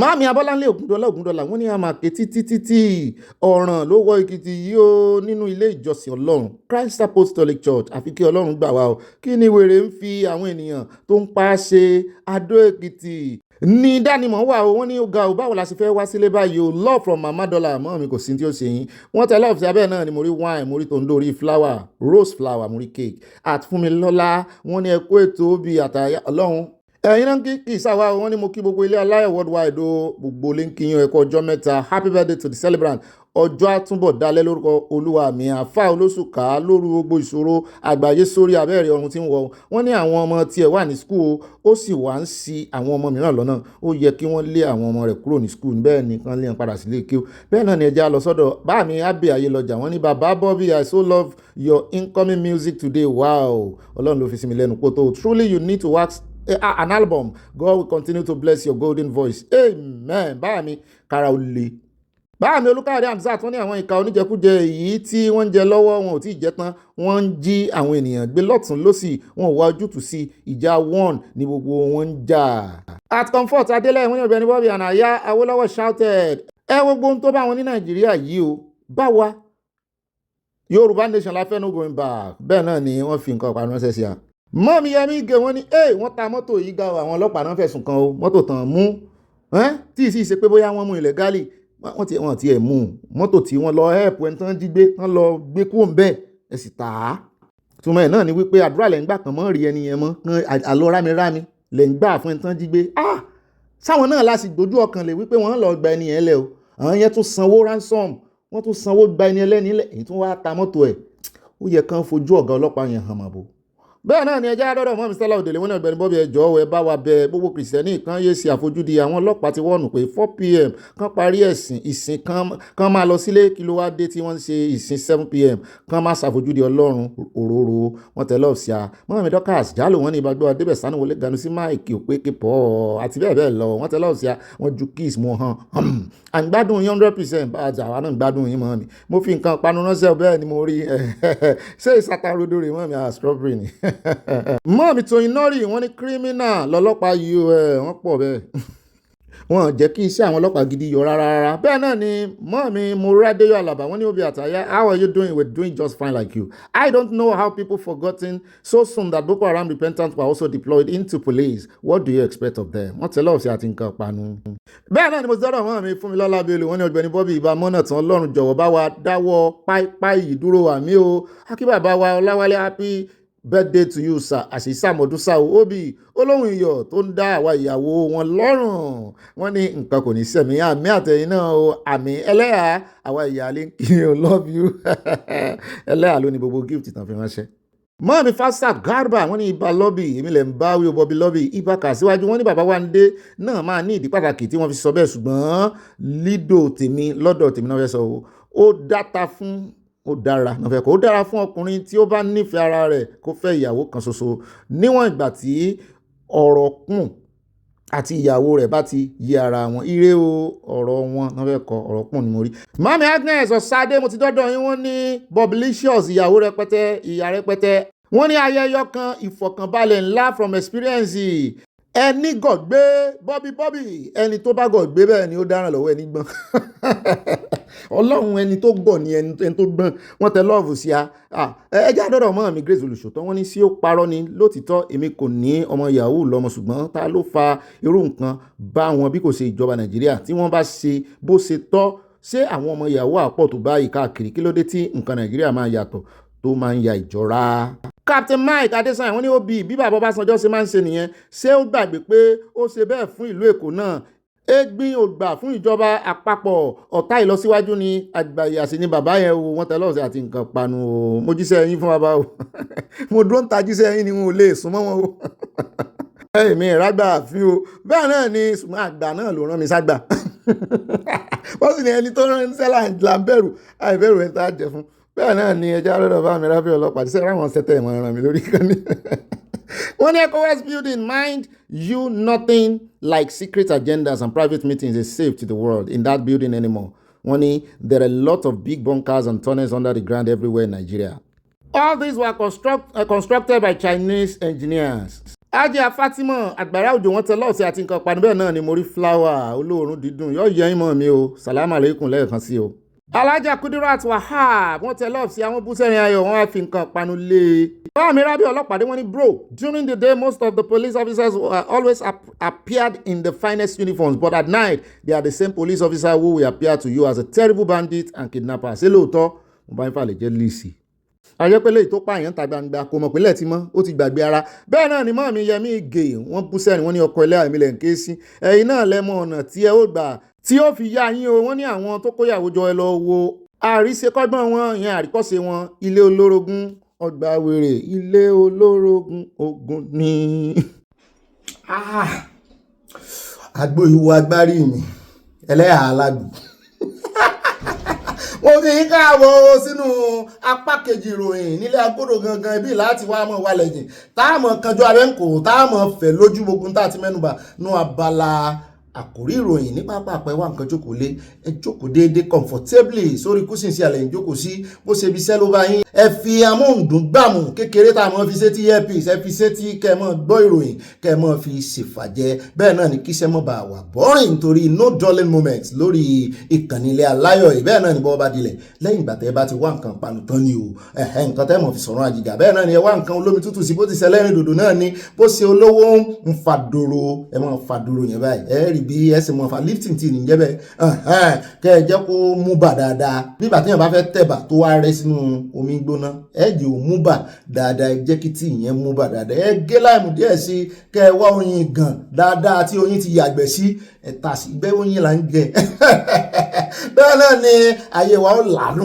yóò lóyin láti ọlọ́run Èdùmàrè ẹ wá bá wa fi ọwọ́ tó dilẹ̀ ẹ bá wa fi jíṣẹ́ ayọ̀ kẹ́ ẹ bá wa fi sọwọ́ sí àwọn olólùfẹ́ yín ẹ bá pín lógúnlógún lọ́gbọ̀n ẹ bá ṣá ìrìnjẹ́ bẹ̀ bó bá dọ́dọ̀ àwọn ọ̀tá yín náà kò sí ti fi ń ṣe èèyàn wọ́n fi mọ̀ wípé ilé aláyọ̀ kan wà níbi tí àwọn táwọn mú lọ́tà wà kàn náà wá darapọ̀ kan lè di ọ̀rẹ́ wàhálà lẹ́yìn bá mú yàn lọ́tà ẹ̀ ń bá tiẹ̀ mú anybody nínú wa ń bí lọ́tà wàhálà ló kó síra rẹ̀ lọ́rùn nítorí pé ẹlẹ́rù ló máa gbé mẹ́ra rẹ̀ rọrùn ẹlẹ́rù láàgbé mẹ́ra rẹ̀ rọrùn ẹ ti bá a pín kókálé kókákó ìmọ̀ràn yìí náà ṣe kókó mọ́jú 5 lines lọ alákọ̀ọ́kọ́ náà àkórí ìròyìn wa tá a kọ̀ mọ́ ọ̀fẹ́ lójú ẹ jẹ́ àkọ́kọ́ yà nínú ẹgbẹ́ ADC wọn náà fẹ́ dáhùn ká fáwọn ní the opportunity to respond mo ní ó yá ìṣòlẹ̀ respond di oṣù gbọ́n ẹ rántí o ìkànnù yín tó sọ wípé tí ò bá sí orúkọ ADC lórí ballot in 2027 pé ogun ó ṣẹlẹ̀ o à ń bá yín kó owó ẹ̀sọ́jú kan o ìkànnù yín náà ló sọ lọ́jọ́ sí bó ti jẹ́ wípé inú ẹgbẹ́ PDP ló ti wá darapọ̀ mọ́ yín ìyẹn Ṣèyí Mákindé tó sọ wípé rẹ́rẹ́ òrùn o ṣé ẹ rántí operation wẹ́ẹ̀tì ẹ̀ àwọn kan náà ní ṣé ẹ rántí operation wẹ́ẹ̀tì ẹ̀ làwọn èèyàn bá fẹnu sí wípé òótọ́ ni o ṣùgbọ́n ẹ jẹ́ àkọ́kọ́ gbọ́ direct lẹ́nu ìkànnù àwọn chieftain inú ẹgbẹ́ ADC tó náà sọ bó ti jẹ́ wípé òun fi òyìnbó gẹ̀rẹ́ sí ẹ̀ ní ṣùgbọ́n ẹ ti mọ̀ ní ọ̀rọ̀ rẹ̀ nínú body language ẹ̀ wípé wọ́n fẹ́ fa trouble ẹ máa ń tẹ̀sí ẹja akọ́gbọ́rọ̀ lẹ́nu ẹ̀ bá a bá padà dé káwá lọ directly sí ọ̀dọ̀ bàbá tó fẹnu sí ọ̀rọ̀ ti Ṣèyí Mákindé. If this judgment was not coming from our respected, arm of governance, which is the judiciary, I probably will give you a very tough answer. But we defer to and respect the judiciary, so I'm going to be measured in my comments to say that the judgment was totally unnecessary. It was mistimed. It is ill-timed. It is coming on the eve of, a major Supreme Court judgment. And somebody will tell you, I'll be the first to say that. Why would you want to come up with a judgment when these guys have less than 2 weeks to go? And I saw Dumebi Kachuku talking. He took a bloody nose in October last year when the same judge, Joyce Abdul Malik, dismissed his own suit, not recognizing David Mark and his team. Now, in the stratification of leadership in the political spectrum, in the political parties, you have the National Executive Committee, the National Working Committee, the Board of Trustees, and so on. They do not defer to the state structures. The state structures defer to them. And so they are not on their own to conduct primaries. And for them to even want to conduct primaries, my sisters, it would mean that they are both, judges and, what do you call it? The judge and jury. The judge, the jury, and the participant. What is done normally for those congresses to be valid, to be seen to be constitutionally, done, the national executive, they send a team that will conduct congresses in states. So everything was being done, look, as part of a grand strategy, by whoever employed those persons to go to court in the first place. And why should a court that dismissed the case of Dumebi being as lack of that it lacked jurisdiction based on the fact that they don't have, it is an internal affair of the party some few months ago, and then today the same court did not see what played out as an internal affair of the party. And like I said, it's all a distraction for us out. The ADC has become more than a political party. It's a movement that represents the yearnings and aspirations of every opposition-minded Nigerian. And let me warn that it is not a fight, it is not a struggle, it is not a contest between ADC and APC or ADC and Tinubu. No, it is a struggle between Nigerians and the future of democracy. Okay. And let me land quickly. Yeah. Look, we are a wedge. ADC is a wedge between the government and APC and angry Nigerians. And like I said, it is a sparking plug that will sound a knell that will take Nigeria's democracy to heaven or to hell. Right. We heard from Ralph Wonsu, the former chairman of the ADC. He says, no ADC on the ballot, no election. Is this some kind of threat? ADC on the ballot is a euphemism for saying that if you muffle the drums of democracy, you have to live with the consequences of your action. All right. ó rẹ̀ káàbọ̀ padà pápápá láṣẹ n ò tí ẹ fẹ́ ká pẹ́ nítorí wípé ọ̀pọ̀lọpọ̀ ròyìn tá a fẹ́ gbé lónìí fọ́nrán rẹ̀ wá ẹ jẹ́ wá lọ sọ́dọ̀ ìkànnà àwọn ọ̀tún báyìí níbi táwọn náà ti ganu sí máìkì lọ́dọ̀ òbílò táwọn gbé wá ó bí wọ́n wípé ọ̀rọ̀ tí Ṣèyí Mákindé sọ ìṣe ẹ̀ mọ̀ wípé ó lè dá trọ́bù lẹ̀ sẹ́yìn ò lérò gẹ́gẹ́ bí àgbààgbà ńlẹ̀ Yorùbá ẹ̀ ṣe pé Ṣèyí Mákindé ṣàkíyèsí ọ̀rọ̀ tó sọ yìí yóò lẹ́yìn o anybody ló lè hé o gbogbo wọ̀nìwọ̀nì tá a sì ń gbọ́ yìí láti ilẹ̀ Haúsá pé wọ́n fẹ́ fa trọ́bù Ṣèyí Mákindé ni wọ́n fẹ́ lò láti fa trọ́bù àti wípé gbogbo trọ́bù tó bá máa fa lọ tẹ́ yìí bẹ́ẹ̀mi ṣe ń wo sàkún ọ̀rọ̀ èmi àtàyà awọnú ẹ̀mí àwò mo rí wípé ilẹ̀ Haúsá náà tán bá ti fà ibẹ̀ náà ti kó bara wọn kò ní délẹ̀ Yorùbá kò sẹ́nibọ̀dì tó máa wẹ́ẹ̀tì nǹkan kan àfi bójú bá rọ̀ nílẹ̀ ó wẹ́ẹ̀tì nílẹ̀ Yorùbá ẹ bá ń tẹ̀sẹ̀ ẹ̀yà gbọ́ ìkìlọ̀ tí bàbá yìí ṣe fún àwọn nìkan mọ̀ kó ọ̀rọ̀ Ṣèyí Mákindé dànù nítorí wípé ewu ń bẹ lóko ló ń gẹ. 64-65, we had a very unpopular government in Western region. We had a government that came by the way of the machinations of the federal government. The federal government was using its might to suppress the popular opinion, the popular tide. And it wanted at that point in time to even use the police and the military to suppress and oppress the citizenry of Western region. Ibadan, as a city, is not known to be subservient. Ibadan, in their history, had never been conquered by anybody. And so when any institution tries to suppress, oppress, impose anything on Ibadan political centrality, the place will explode, and that was what happened. So, the NNDP, Nigerian Democratic, something like that, it was a party formed by Akintola in association or in conjunction with the NCNC after they broke away from Action Group, and they called themselves NNDP, Demo, whatever. The Yoruba called them Demo, and they even within themselves imposed unpopular candidates, and they wanted to go ahead. There was no competition. They just wanted to take the whole thing. I mean, every town, every local government, it wanted to be so dominant and the either to ruling party, which now turned into opposition. That's the Action Group, which at that time had also joined Okpara's NCNC to form OBGA, and the Yoruba people will not let it go. By this time, Awolowo was in prison. Awolowo was in prison, and the Yoruba they felt wounded that Awolowo from 1959 federal elections had been given a very rough time by the dominant party, by the federal government. Led by Tafawa Balewa. But Tafawa Balewa was just a puppet, led by Ahmadu Bello, who was the chairman of the party. Then the premier of the northern region. So it was putting an insult on injury, and the Yoruba felt no. And what they then did, and then they short the elections. The electoral process was so flawed, and they even boasted that whether you vote for us or don't vote for us, we continue to rule. The electoral empire was also the federal government.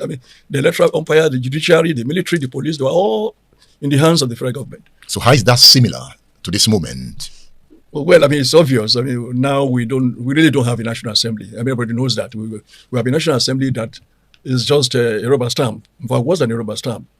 And you have a judiciary that you can really not say much about. And then the police, look at what happened in Djibouti the other time. I was going to write on what I call the brutalization of electoral process, that the abuse of the police force, the abuse of the powers of the coercive agents of government. And then the citizenry had been so impoverished that nobody really has a voice anymore. People are just tired.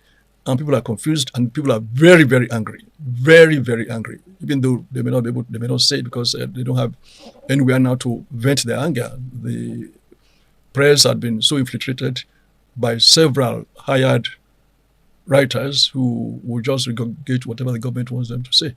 So in essence, once the press is muffled, judiciary is purchased, the armed forces are under the control, and then we don't have a National Assembly that you can talk about, you can really speak about. People know that what they are saying is not true.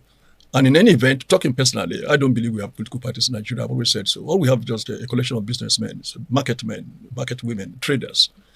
So just some market men here, some market women there, some traders there, changing wares, changing offices, changing titles, changing business names, changing business labels. That's what we have. But now you have a big shop, a supermarket that has captured the entire, that has become monopolistic.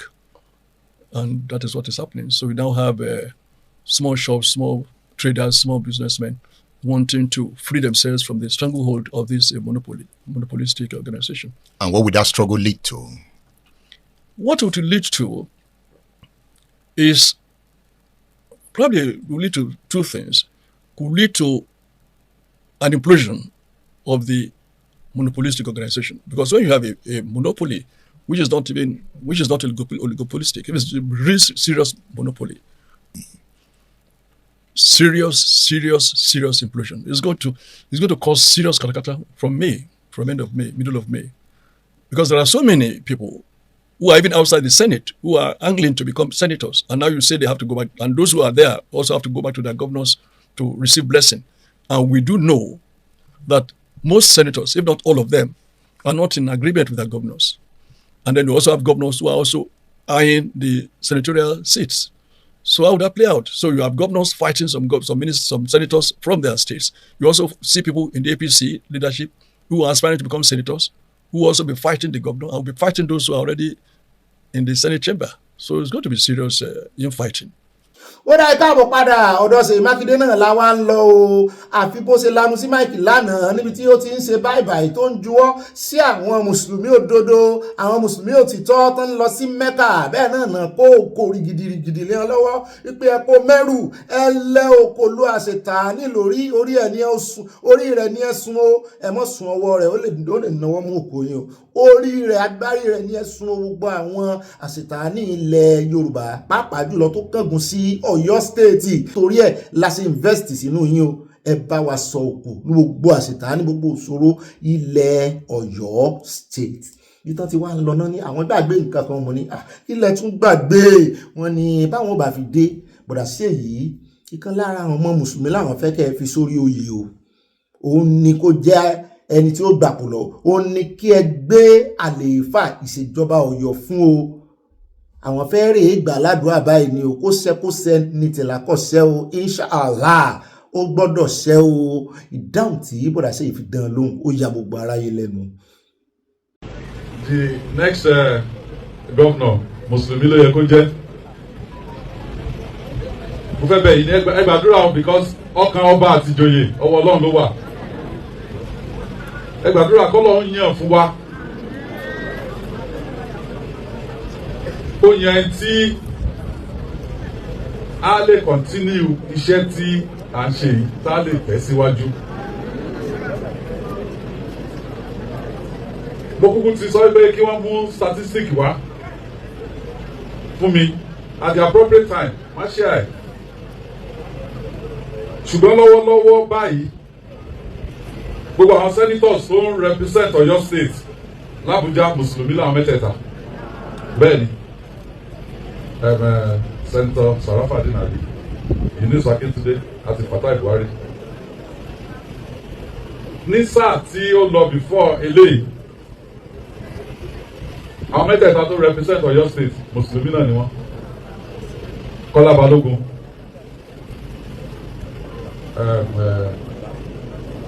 Fatai Buhari àti Senator Tesfik Fọlárin. Ní sáà tó lọ before ìyẹn, àwọn tó represent Ọ̀yọ́ state mùsùlùmí ni àwọn mẹ́tẹ̀ẹ̀ta náà. Bẹ́ẹ̀ni, Senator Ridwan Sọjí Àkànbí, Senator Mansour Asmanu àti Senator Fatai Buhari. Àwa ò fi ṣé ìbò mùsùlùmí nìkan ló gbé wọn wọlé nígbà yẹn. Ẹ jẹ́ ká ṣera wa lọ́kàn. Ìlọsíwájú ìpínlẹ̀ Ọ̀yọ́ ó ní kẹ́ ẹ gbàdúrà fún, àdúrà wa sì gbà. Gbogbo ètò tó yẹ kí wọ́n ṣe mo nígbàgbọ́ pé wọ́n ti ṣe ṣùgbọ́n àwa náà à ní sùn títí tí ẹ fi lọ tí ẹ fi padà wá bá wa láyọ̀ àtàlàáfíà. tí wọ́n bá dẹ̀ ní pé ká má ṣe nílẹ̀ mímọ́ ẹ má ṣe o. ó rẹ̀ káàbọ̀ padà ìdáhùn ọlọ́gbọ́n ni àwọn èèyàn ní ọlọ́gbọ́n dorí ẹja mú ìrún òmùgọ̀ wọn á dìmú nírù. wọ́n ní bọ̀dà sí ìgbìyànjú wọn ní lóòótọ́ ni wọ́n gbìyànjú ṣùgbọ́n oníkùn ló mọ́ka wọ́n ní ọ̀pọ̀lọpọ̀ aláǹgbá ló ṣe láǹgbá dakùn délé àmì ilé ìtinú rùn. àwọn náà ti rí i pé public làwọn wà wọ́n á ṣe bẹ́ẹ̀ dáhùn kò sí sẹ́ni tí ò ní dáhùn bẹ́ẹ̀ torí kò ní fẹ́ kankan ọmọ kọ́nà ṣùgbọ́n wọ́n nínú wa ń bí àwọn mùsùlùmí kan láti àtàn ti sọ̀rọ̀ pẹ̀lú reference àti ẹ̀wà make pé ẹ wo gbọ́ àwọn aṣojú ṣòfin federal àti ti house of rep ní gbogbo constituency Ọ̀yọ́ state pé mùsùlùmí ni wọ́n ẹ tún jìjà du eléyìí pé Oliver Twist ní you want more while you are chewing ọ̀rọ̀ yín fẹ́ dàbí ọ̀rọ̀ bọ̀dà Gbénga àti bọ̀dà Dàpọ̀ gómìnà eléyìí àti sẹ́nẹ̀tọ̀ Gbénga Daniel wọ́n tí kò nípò tán wà wọ́n tún ti ń jà sípò àìmọye àwọn èèyàn tí kò yẹn sì tọ́ sí àwọn yẹn fọwọ́ lẹ́rán wọ́n wò wọ́n báyìí pé ṣé ipò wa náà ń jà sí. lọ́rọ̀ kan èmi láìkí bí Ṣèyí Mákindé ṣe dán lóhùn pàápàá jùlọ pẹ̀lú gbogbo ọ̀rọ̀ tí ń jàrìn ìrìn tó jáde ọ̀dọ̀ Alhaji Oríyọmí tó ń fẹ̀sùn kàn wọ́n wípé náà lọ́wọ́ wọn lẹ́sẹ̀ nínú gbogbo àwọn tó fẹ́ fi jihadism gbógun ti Ọ̀yọ́ ọmọlẹ́mi ọmọ o ṣùgbọ́n lọ́rọ̀ kan wọ́n wá ní ọ̀rọ̀ jihadism yẹn náà ni àwọn tó béèrè kíní lọ́wọ́ bọ̀dà Ṣèyí Mákindé pé ọ̀rọ̀ yẹn ni wọ́n ń wá gbogbo ọ̀nà tán fẹ́ fi introduce sàríà sílẹ̀ Yorùbá wípé ó ní wọ́n ń wá pé àwọn ò ní gbà mo ní kìrìsìtẹ́nì ẹnu pọ̀ àti ẹ̀gbọ́n táwọn oníṣẹ̀ṣe àwọn lè dìde sí ṣùgbọ́n oníṣẹ̀ṣe mélòó náà bí ìbá ṣe tẹlẹ́gùn tá a gbé wá lọ́jọ́ sí. aṣọ ẹlẹ́hà tán náà fẹ́ díje dupò mo ní ó dáa bẹ́ẹ̀ ṣùgbọ́n ẹ gbọ́ ṣé tí mùsùlùmí bá débẹ̀ lọ́yọ̀ state ṣé kò ní gbéjì àdísìm wọlé àwọn èèyàn ní yóò gbé wọlé mo ní ta ló pọ̀ jù ta ní ó dìbò fún èèyàn kan jù àwọn ní mùsùlùmí pọ̀ o wọ́n ní bẹ́ẹ̀ náà ni kìrìsìtẹ́nì náà sì pọ̀ lọ́yọ̀ọ́ mo ní bó wá ní Ṣèyí Mákindé ó ṣe ṣe tó ti ìdájú wípé candidate ẹ̀ ní ó wọlé ni wọ́n ní kó ṣàfáwọn ní candidate mo ló dáa o mo láwọn aráàlú ní ó dìbò ṣùgbọ́n wọ́n ní ojúlá alákan fi sọ́rí ní Yorùbá fi ṣe pàápàá jùlọ àwọn ará Ọ̀yọ́ lórí ọ̀rọ̀ sàríà pé àwọn mùsùlùmí gan tó jẹ́ mùsùlùmí alálàáfíà lọ́yọ̀ọ́ wọ́n ní wọ́n fọwọ́ sí sàríà àti blasphemy law pàápàá jùlọ tán mọ̀ wípé àwọn Haúsá àwọn Fúlàní àná wà ń di ẹ̀ wọ́n ní so kó jẹ́ mùsùlùmí ló máa gorí oyè ló máa gorí àlééfà gan wọ́n ní mùsùlùmí alálàáfíà làwọn fẹ́ olódà ó kù sọ́wọ́ yín bàdàn ẹjẹ́ àtẹ̀wájú àròjọ mùsùlùmí ẹjẹ́ àyà lọ́dọ̀ Sowore níbi Sowore ti sọ pé òun fẹ́ tí Ààrẹ Olódòdẹ apart pẹ̀lú electoral act tí wọ́n design fún Ààrẹ Olódòdẹ pé wọ́n design láti protect wọn nítorí wípé Ààrẹ Olódòdẹ ò ní sàbùké ẹ̀rù wa ń bà wọ́n mọ̀ ní before now láti gbogbo sábókẹ́tẹ̀ ń béèrè gan before now láti mọ̀ wípé kò ní ìdí kéèyàn lọ yunifásitì kò tó di president Nàìjíríà aṣáàgbọ́lẹ́nu Dr. Abati kí wàá ní gbogbo eléyìí tó ń sọ gbogbo ọ̀nà sáà táìmù tí gbogbo olóṣèlú ń tán kàràn mọ́ bí tí wọ́n ó ṣe dáa bọ́n ṣe làlùyọ torí pé òré èèyàn divide party ẹ̀ káná ti divide party tiẹ̀ náà ní tí bọ̀dà Gbajabiamila láti sọ òkú ọ̀rọ̀ sí ọ tán ti ní kán scatter tán ti rán èèyàn sí ọ bóyá ò bá mọ́ èròjú ráàyè gbogbo eléyìí tó ń ṣe ó ní ìjàngbọ̀n òṣèdá nìkan fà lóhun ó ní sọ̀tún sósì mọ́ bàbí kan jẹ́ every time wà guided ìjà wá ìjà òsì always guiding ní ẹ bá ń tẹ̀sí ẹja gbẹ̀sùn tí Sowore tún fi kan Olódòdẹ o lórí ọ̀rọ̀ electoral act. I want to say very briefly that the electoral act of 2026 is like the national anthem of 2023. Everybody knows about the national anthem, but they don't know the lyrics. And it was designed for the purpose of creating confusion.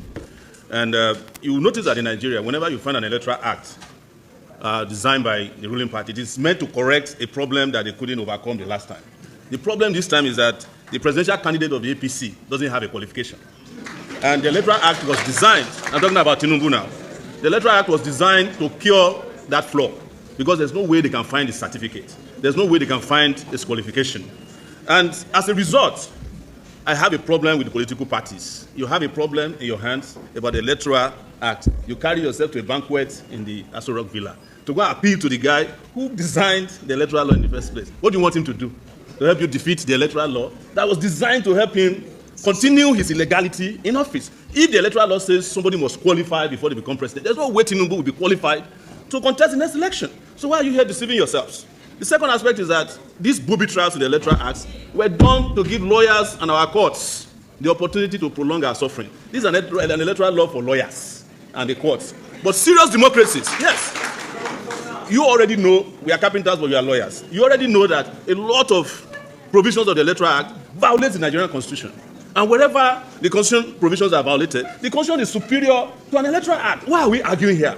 Why should we go to a court to interpret to us a Constitution that all of you have in your houses? And you know that the judges will keep dragging us until the candidate of their choice is brought back as president again, whether it's qualified or not. That is what I want to submit here. Professor Mayaki, I thank you very much for your submission here today. The country was designed so that people who know nothing governs the country. Not people, and you have seen it. I get insulted every day that I should go to the local government. And the question I ask, if I go to the local government, who is going to be president of your country? Why should the country have decent people, intellectuals, people who are able to run the country, all of you here? But the irony is that the people who are going to run the country are in the next room collecting forms. For people, wait, the people who are collecting the forms are not even the people contesting. We saw them on our way here. But the decent people in this room, none of you are going to collect forms. Yes, except you. And me too. And me too. And I'm never going to settle for less. I'm going for the presidency of the country so that this country can achieve progress, peace, and prosperity. Thank you very much. ó náà ilẹ̀ ti gbọ́ yẹn wà wò ní dúẹ̀lì lórí ọ̀rọ̀ ẹ̀jú ohun torí ọ̀rọ̀ pọ̀ lẹ́ta fẹ́ múlò ibi tí olódó rẹ̀ náà ti wá ganu sí máìkì pé mọ́dán lóhùn àti sòwò rẹ̀ àtàn yòókù wọ́n ní irú àwọn onírà ohun èèwọ̀ wọ́n lọ tà á ní gbogbo wọn o wípé wọ́n ń ṣe ẹ̀tanú àwọn ní alábòsí ni wọ́n mo níṣẹ́ mi ò sínú wọn o wọ́n ní ìdí èyí gbogbo insecurity tẹ̀ ń rí wọ́n ní ọwọ́ àwọn ọ̀tá àwọn làwọn bá ń bẹ̀ wọ́n nígbà táwọn gbé ọ̀pẹ̀lẹ̀ jọlẹ̀ wọ́n ní ọwọ́ wọn ló wà ń bẹ ìjó wọn lọ́wọ́ nú wípé wọ́n ní discourage àwọn wọ́n fẹ́ lé àwọn jáde lórí ìṣèjọba nítorí ẹ̀ ni wọ́n ṣe ń dáràn sáwọn lọ́rùn ibẹ̀ ni Àtíkù ti wá dán lóhùn pé ó ń lé sí ọ̀rọ̀ fún Ààrẹ Olódòdé o ọ̀tọ̀ ní èsì ọ̀rọ̀ tó ń wo ọ̀tọ̀ ní ti àwọn company tó ń rán láti lobby fóun tìyẹn ń bọ̀ níwájú wọ́n ní Àtíkù sọ wípé Tinubu had reaffirmed his stance on seeking re-election against all odds. Pé gbogbo ọ̀nà tí Àtíkù ló sáfẹ́ fi wọlé ẹlẹ́ẹ̀kejì. Wọ́n ní adding that those behind the country insecurity attempting to use it to stop him will not succeed. You are playing into the hands of agents, including my own enemies, who want to use insecurity to get rid of me. I'm a very stubborn politician. I just refuse to go. I will campaign for my second term, the president has stated. Pé bẹ́ẹ̀ bá ń wẹ́n tó stubborn ẹ̀ tí ìmọ̀ nǹkan kan o. Ó wù yín ká ẹ máa fojú àtọ̀ léwu àwọn stubborn kọjá bẹ́ẹ̀ ṣe lérò àwọn ò níbí kankan lọ o àfi ọjọ́ tó bá yọnu àwọn pé àwọn ò sí mọ́ àwọn ò sí lórí ipò gan láwọn ló kàn wá wà lórí ipò sì tún tẹnu mọ́ pé ó sì kan àwọn náà o ẹ̀yìn wá ní kò kan àwọn mọ́ ó dáa bí kún ló lóko bí pàkúté ni ìpàdé di láàlà o wọ́n ní it is not political opponents who will judge this administration it is the blood of innocent Nigerians ìyẹn Àtíkù ní sọ̀rọ̀ being shed daily across our land the blood cries out louder than any declaration of political resolve mo ní so kí ni wọ́n ń wò gẹ́gẹ́ bí ọmọ Nàìjíríà gẹ́gẹ́ bí olórí láti stop ẹ̀jẹ̀ ọmọ Nàìjíríà ṣé Olódòdé ló mú bọn tó rè pọn ni tó ń pa wọ́n tẹ̀yìn mọ̀ sí táwọn ọ̀pọ̀lọpọ̀ àwọn ọmọ yín àwọn àlùmọ̀jèrì tí ẹ̀yin ò tọ́ tán wà ń bẹ̀ tán dàgbà tán wá dirú dìgbà mọ́ yín lọ́wọ́ tí wọ́n wá ń pa àwọn èèyàn káàkiri mélòó nù wọn ǹjẹ́ Àtíkù gan ti jáde condemn Boko Haram rí ẹ bá ń Google ẹ̀ ìsìn ló ṣe wá mọ̀ pé wọ́n ń ta ẹ̀jẹ̀ ẹlẹ̀ bá tọ́rọ̀ campaign bá ti dé báyìí wọ́n máa ń fẹ́ tì síra wọn àwà máa wọ ẹni tó wà ń bẹ̀ gẹ́gẹ́ bí èèyàn bú gbogbo wọn they are the same kò ju ẹnìkankan lẹ̀ ẹ jáde ẹ kẹsẹ̀ lẹ́sẹ̀ ẹ ṣe protest lòdì sí INEC chairman ẹnìkan yọ wọ́n ń pààyàn gbogbo ìgbà yẹn náà o ẹ jáde sí protest kẹsẹ̀ lẹ́sẹ̀ ìsìn ló ṣe wà á mọ̀ pé ẹ̀jẹ̀ ń ké tantan ẹ̀jẹ̀ ọmọ Nàìjíríà ń ké tantan àwọn èèyàn ní ògbádùn ni o ní as much as àwọn inú àwọn òdùn tán ń pa àwọn èèyàn pé àwọn sì ń pariwo lé Olódòdé lórí pẹ̀lú bó tiẹ̀ ṣe ń wò yìí tí ò sí gbèsè mo ní wọ́n ní pẹ̀lú bó tiẹ̀ ṣe ń wò yìí tó jẹ́ wípé àwọn ológun kan struggle ní mo ní àwọn ológun ń gbìyànjú o wọ́n ń gbìyànjú ẹja sòótọ́ síbi tọ́rọ̀ wá èmi ò kàn mọ̀dí tí Ààrẹ Olódòdé ṣe gbà sí àwọn àyàtọ̀lá Sókótó lẹ́nu wọ́n bá ti kúkú gbà kan sign kan bọwọ́ lùwẹ̀ pátápátá pẹ̀lú USA wípé USA ẹ máa bọ̀ ẹ lọ wo ohun tí Russia ń ṣe fún àwọn Wagner groups tó ń ṣe ní Mali ọpẹ́lọpẹ́ wọn bá ti dá Mali gúnlẹ̀ báyìí wọn bá ti gbá Mali. Imagine ká wá jí báròyìn láàárọ̀ wípé jihadis agbésùnmọ̀mí JNIM irú àwọn ti Boko Haram wọ́n ti gbàjọba Mali. Ṣé kò ní jíńjà gbogbo ibi tí agbésùnmọ̀mí bá wà ní ilẹ̀ adúláwọ̀ láti sọ pé àwọn akẹgbẹ́ àwọn ti gba ìjọba ní Mali àwọn náà fẹ́ gba ibi táwọn wà wọ́n sì máa ń fọwọ́ kúnra wọn ni. So nídìí èyí ọ̀rọ̀ òsì lẹ́nu Àtíkù ṣùgbọ́n bí tá a ti ń sọ náà ni àwọn tó gbéṣẹ́ rán àwọn tó gbéṣẹ́ fún àwọn lobby company ẹ̀ ní USA náà ti ganu sí Mike pé ọ̀rọ̀ tí Àtíkù àwọn sọ o nítorí owó tó san fáwọn àwọn second demotion wípé àwọn fẹ́ kí ìjọba Amẹ́ríkà kò sanction Nàìjíríà. Wọ́n ní Àtíkù's US lobby firm wants Tinubu seek sanctions on insecurity and election. Mo ní tó a bá fún sínú fèrè ní fèrè ń fún jáde. Àtíkù náà ní sọ̀rọ̀. A Washington-based lobbying firm Von Batten Montague York LC has criticized the administration of President Bola Tinubu, warning that it could push for sanction if concerns over insecurity and electoral integrity persist. Mo ní bóun tí yín ṣe jẹ́. Ẹ̀yin nìkan lẹ mọ̀ lọ́bì ní èlò láti kú san fún lọ́wọ́ iye tí olódò dẹ́ san ìjọba tán san fún lọ́bì. Wọ́n ní His Excellency Bola Ahmed Tinubu, the current president of Nigeria, is a statesman with a long and respected legacy. Nevertheless, his tenure as president is not viewed favorably by majority of Nigerians, the firm said. As American registered foreign agents, we have no authority to remove a sitting leader from office. That power rests exclusively with the Nigerian people. The firm disclosed that its engagement in Washington is tied to a contract with former Vice President Atiku Abubakar. Wọ́n gbowó ni o náà ti ń sọ̀rọ̀ yìí o kì í ṣe pé wọ́n nífẹ̀ẹ́ èèyàn ọmọ Nàìjíríà o. So gbogbo wọn mo ti sọ irú kan nìyẹn àtẹ̀ntàn bá wí àtàwọn tán bá yàn wí irú kan ọbẹ̀ gbẹ̀gì. Ẹ jẹ́ àtẹ̀wájú àròjọ mùsùlùkùn ẹ jẹ́ wá lọ sí ọ̀dọ̀ Rílímọ́rẹ̀ níbi láti kó gbogbo ẹ̀pọ̀ lórí ọ̀rọ̀ ti Amẹ́ríkà níbi tá a ti gbọ́ tó sọ pé US lawmaker fought Tinubu over security aid compliance pé gbogbo ibi táwọn fẹnu sí táwọn fẹnu kò sí wípé ọ̀tọ̀ ní táwọn bá ń bẹ̀ o. A United States lawmaker Rílímọ́rẹ̀ sì mọ́ dáadáa mọ́ ganu sórí ọ̀rọ̀ Nàìjíríà. In fact òun ló sún Nàìjíríà ló sin Nàìjíríà dé kúrìtà tí Nàìjíríà dé lórí ọ̀rọ̀ CPC country of particular concern.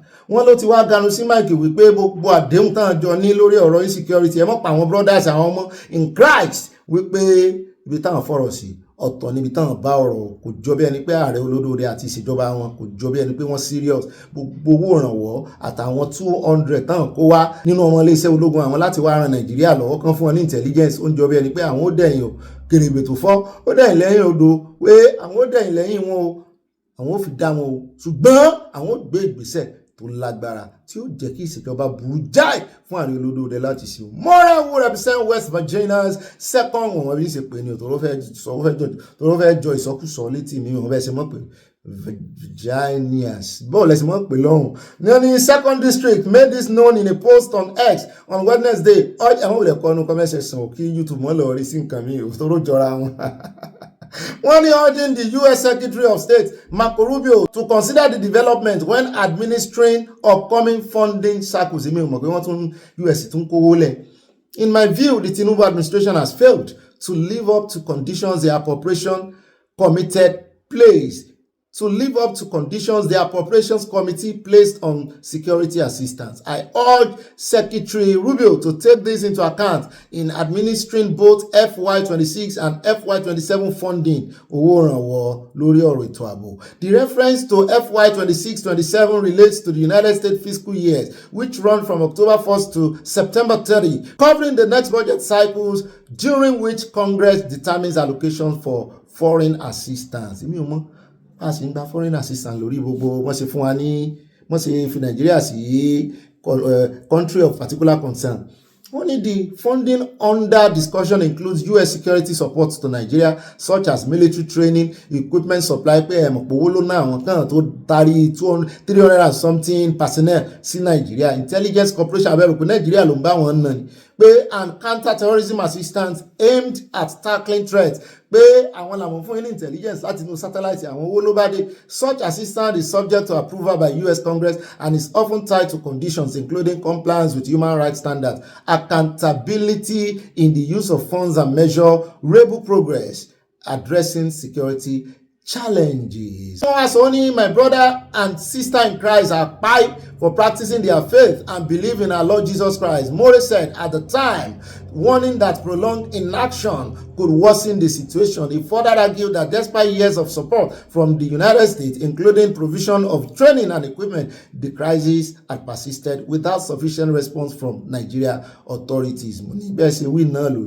If we do not address this and some terrorists take hold in Nigeria, we would have to address it one way or the other. I would like to do it cooperatively with Nigerians. Ó ti sọ ó ní kò ṣeé gbójúpò náà ni báwọn bá gbójú ní ìsìn tí àwọn wèrè ìbálẹ̀ ní stronghold Nàìjíríà ó ní àwọn àdírẹ́sì àwọn pàpà àdírẹ́sì ẹ̀ náà nítorí yóò kàn àwọn náà àwọn ní interest nínú Nàìjíríà ní iléeṣẹ́ ń bẹ àwọn ọmọ àwọn wà ń bẹ ní embassy in fact the largest embassy ní ìsìn táwọn ní Nàìjíríà làwọn kọ́ ọ sí níbáṣepọ̀ pẹ̀lú Nàìjíríà so sáwọn wà torí àwọn ilé wọ́n ní ìkòkò kì í gba ẹ̀yìn ó tún gba ọmọ inú ẹ̀ àbíbò náà sì máa ń pa òwe yẹn àwọn òwe ẹnujọ́ mẹ́ta ó jẹ́ ìrántí òwe owó ni mo ń wá ìkòkò ní gbẹ̀yìn ó tún gba sọ̀sọ̀ inú rẹ̀ wọ́n ní ìkòkò ní gbomi kó gbẹ̀yìn kó tún gba sọ̀sọ̀ mo ti jí wò báwọn n ò gbọ́dọ̀ sí òwe ipa Yorùbá là ń gbé lárugẹ ń bí ìkòkò ní gba omi kó gbẹ̀yìn kó tún gba sọ̀sọ̀ ó dáa yọ̀ọ́yà kò ní yẹ́ ẹ̀ lẹ́wọ̀ wọ́n ti ní lọ sí Máṣòyìnbó kémi náà lọ gbìyànjú ń bẹ̀ wọ́n jẹ́ gbowó wọn ń bẹ̀ ṣùgbọ́n mi ò ṣe ìta lónímọ̀ sọ òyìnbó ló sáà ní àmọ́ sọ wọ́n yí síta lò fún ọ ló bá tán ààrẹ ẹ̀mọ́ ni ṣé n bá ti rántí nǹkan kan Yorùbá máa yí síta lónìí Máṣòyìnbó ló pè mo lè sọ language mi tí ẹ bọ̀ ní wọ́n kà mọ́kọ́ náà mo ń wọ́ ọ̀bọ̀n yìí láti jẹ́ ìpè ìwọ̀ tí àti tó bá lọ change ẹ̀ báyìí tó bá gbọ́rọ̀ mi Máṣòyìnbó ló pè ó sọ pé má sọ̀tà lò ó dá àwọn ẹja tẹ̀wájú o níbi tá a ti wá ń gbọ́ tí ó rẹ̀ já kò lórí ọ̀rọ̀ tí àwọn èèyàn ní ariwo náà ní ariwo nìkan là ń gbọ́ wípé ó yẹ kàn náà ti gbé action dìde ẹja wá lọ tààràtààrà sí Ọ̀ṣun State níbi tí gómìnà wọn tó ti ń fẹ̀sùn kan ẹgbẹ́ APC wípé APC planning to disrupt Ọ̀ṣun poll Adeleke coming August. When they haven't seen clearly that Ọ̀ṣun people have rejected them, only the elements in Ọ̀ṣun APC are now resorting to anti-democratic means in a last-ditch effort to secure power. Lànà bá dá lóhùn wípé ń bo ó ṣe nǹkan kan gẹ́gẹ́ bí nkùbẹ́ǹsì bẹ́ẹ̀ náà làwọn èèyàn gbà tiẹ̀ ó kàn ń jánu ni àwọn ò ṣe nǹkan kan fún ọ ẹ̀rù ní ń bọ̀ àti pé inú ẹgbẹ́ tó lọ ẹ̀ fọ́kúlà mo ní ẹ bá ń tẹ̀sí ẹja gbọ́ díẹ̀ lẹ́nu àwọn tó dá lóhùn. I really want to believe we have two major political parties in Osun. ADC is not really there. Well, there are two things that will help us that we're hinging our strength on. One, the incumbent governor did not do well. He failed as a governor, and the people of Osun had seen that there's a need for him to be voted out. Then two, the political structure of the incumbent governor had also collapsed. Out of the three senators they have in Osun, two had joined us. 3 House of Rep members from his camp had joined us. Dr. Babayemi, Akiogunbi, Karajoduyi, most of the strong political structure he had when he came in as governor had joined us. One, he had failed the people of Osun. Two, his political base had collapsed. And we all know politics is local. You want to win an election, your political base had collapsed, and you don't even have significant thing to campaign with. So I feel we're going to win. And for ADC, apart from the internal crisis, even when the leader of ADC in Osun worked against us in 2022, we won his local government, we won his ward, we won his polling unit. The leader of ADC in Osun worked against us in 2023, Ashwaju won his polling unit, Ashwaju won his ward, Ashwaju won his local government. So, and what are they bringing on board? So I really don't see them as threats aside from their internal problems. So I think our major opposition is the incumbent government, and I can tell you for free that before 12 million on the day of election, we'll have defeated him. No, you recollect he wanted to come to our party. We rejected him because he was coming with party he was not wanted to campaign with. In the last 3 years, as a result of the subsidy, Osun State government had gotten about 1 trillion naira. And if you go to Osun today, can you genuinely see what they've used the money for? You'll see some littered infrastructure projects given to some substandard contractors. I'll give you a quick example. How on earth would you award a multi-million naira project to a company that is registered as fertilizer supplier? Governor Adeleke gave a massive infrastructure project to a company that is registered as ICT company. Some time ago, they constructed a road in the Ogbeni local government and it rained the following day and rain washed it away. And you tell me that man has not failed? Go and look at our public infrastructure. 92 billion naira from the printed out reports had been expended in the governor's office, literally for whining and dining. 92 billion naira. And just 7 billion naira on agric within that same space. The governor had gotten about 14.9 billion naira for security votes. But what's the security situation of Osun? The rate at which we are experiencing communal crisis, we have never experienced it in Osun. And between 2023 and 2025, the company Governor Adeleke brought, appointed, came and said they noticed that every year they were paying 13 billion naira to ghost workers. And it was during his administration. So how would such person come into a party and go and campaign? I just told you now that they constructed the road today and it rained the following day and it washed away the road. I just told you that the printed, audited report showed that 92 billion naira was spent in the governor's office within the space of 3 years. And that same year, 7 billion was voted for agric. Now, when the Delta State governor wanted to come to APC, we all embraced him because we know if he joins our party, he will strengthen our party in that state because he did well as a governor, he performed well. But this is not about Oyetola. Oyetola is no longer in the race. He's not contesting. He had the opportunity to contest, but said he was not contesting. But because he's over 70, that what would he be doing as governor at that age? So he did not contest. So it's not about Oyetola now. It's about all of us in the APC. We looked at it that if this man comes, what's he coming to campaign with? For us in our party, it's about good governance. So if he comes to join us, he has failed in the area of education, in the area of health, in the area of infrastructure, in the area of agric, in the area of sport, social service. So what's it? Ó rẹ̀ káàbọ̀ padà àfẹ́pẹ́ rárá ẹja wá tẹ̀wájú ẹja dé Èkìtì níbi tá a ti gbọ́ tán ní ilé ẹjọ́ ti dá àwọn olè méjì tọwọ́ balẹ̀jọ́ wọn ní kán rèé sokùn mọ́ wọn lọ́rùn kan hangi wọn mú ní kí náà ṣe. Wọ́n ní wọ́n ti dá àwọn méjì lẹ́jọ́ ikú o, wọ́n sì ní kí wọ́n rèé so wọn kọ́ ni o.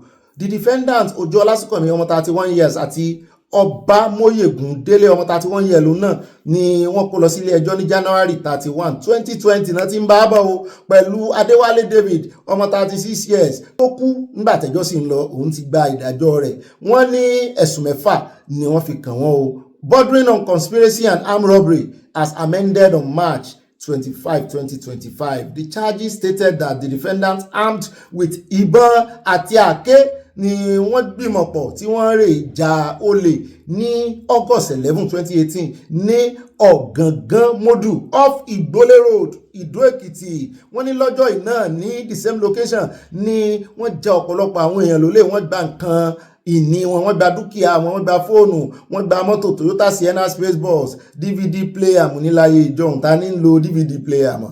Wọ́n ní nígbà tán sí lọ wọ́n ní wọ́n ṣe bí àjọ NDLEA ni wọ́n wọṣọ pupa wọ́n lọ bẹ̀bẹ̀ ni pé àjọ NDLEA ọ́físà làwọn. Wọ́n ní wọ́n sì pàṣẹ fún gbogbo àwọn victims wọn pé kán ṣílẹ̀kùn. Nígbà táwọn yẹn refuse tán gbà, wọ́n ní wọ́n bẹ̀rẹ̀ sí dàbọ̀ bolẹ̀, wọ́n fọ́ ògiri, wọ́n sì gba gbogbo nǹkan ìní wọn lọ́wọ́ wọn. Mo ní ṣé èèyàn kú ń bẹ̀ ni, mi rò pé wọ́n ní tán bá rí ìrọ́ọ̀bù tí èèyàn bá pa ayá ní rárá o, wọ́n bá rí ìrọ́ọ̀bù tán bá bàbọn lọ́wọ́ ẹ̀ ikú lè rí ẹ̀ṣẹ̀ ni o.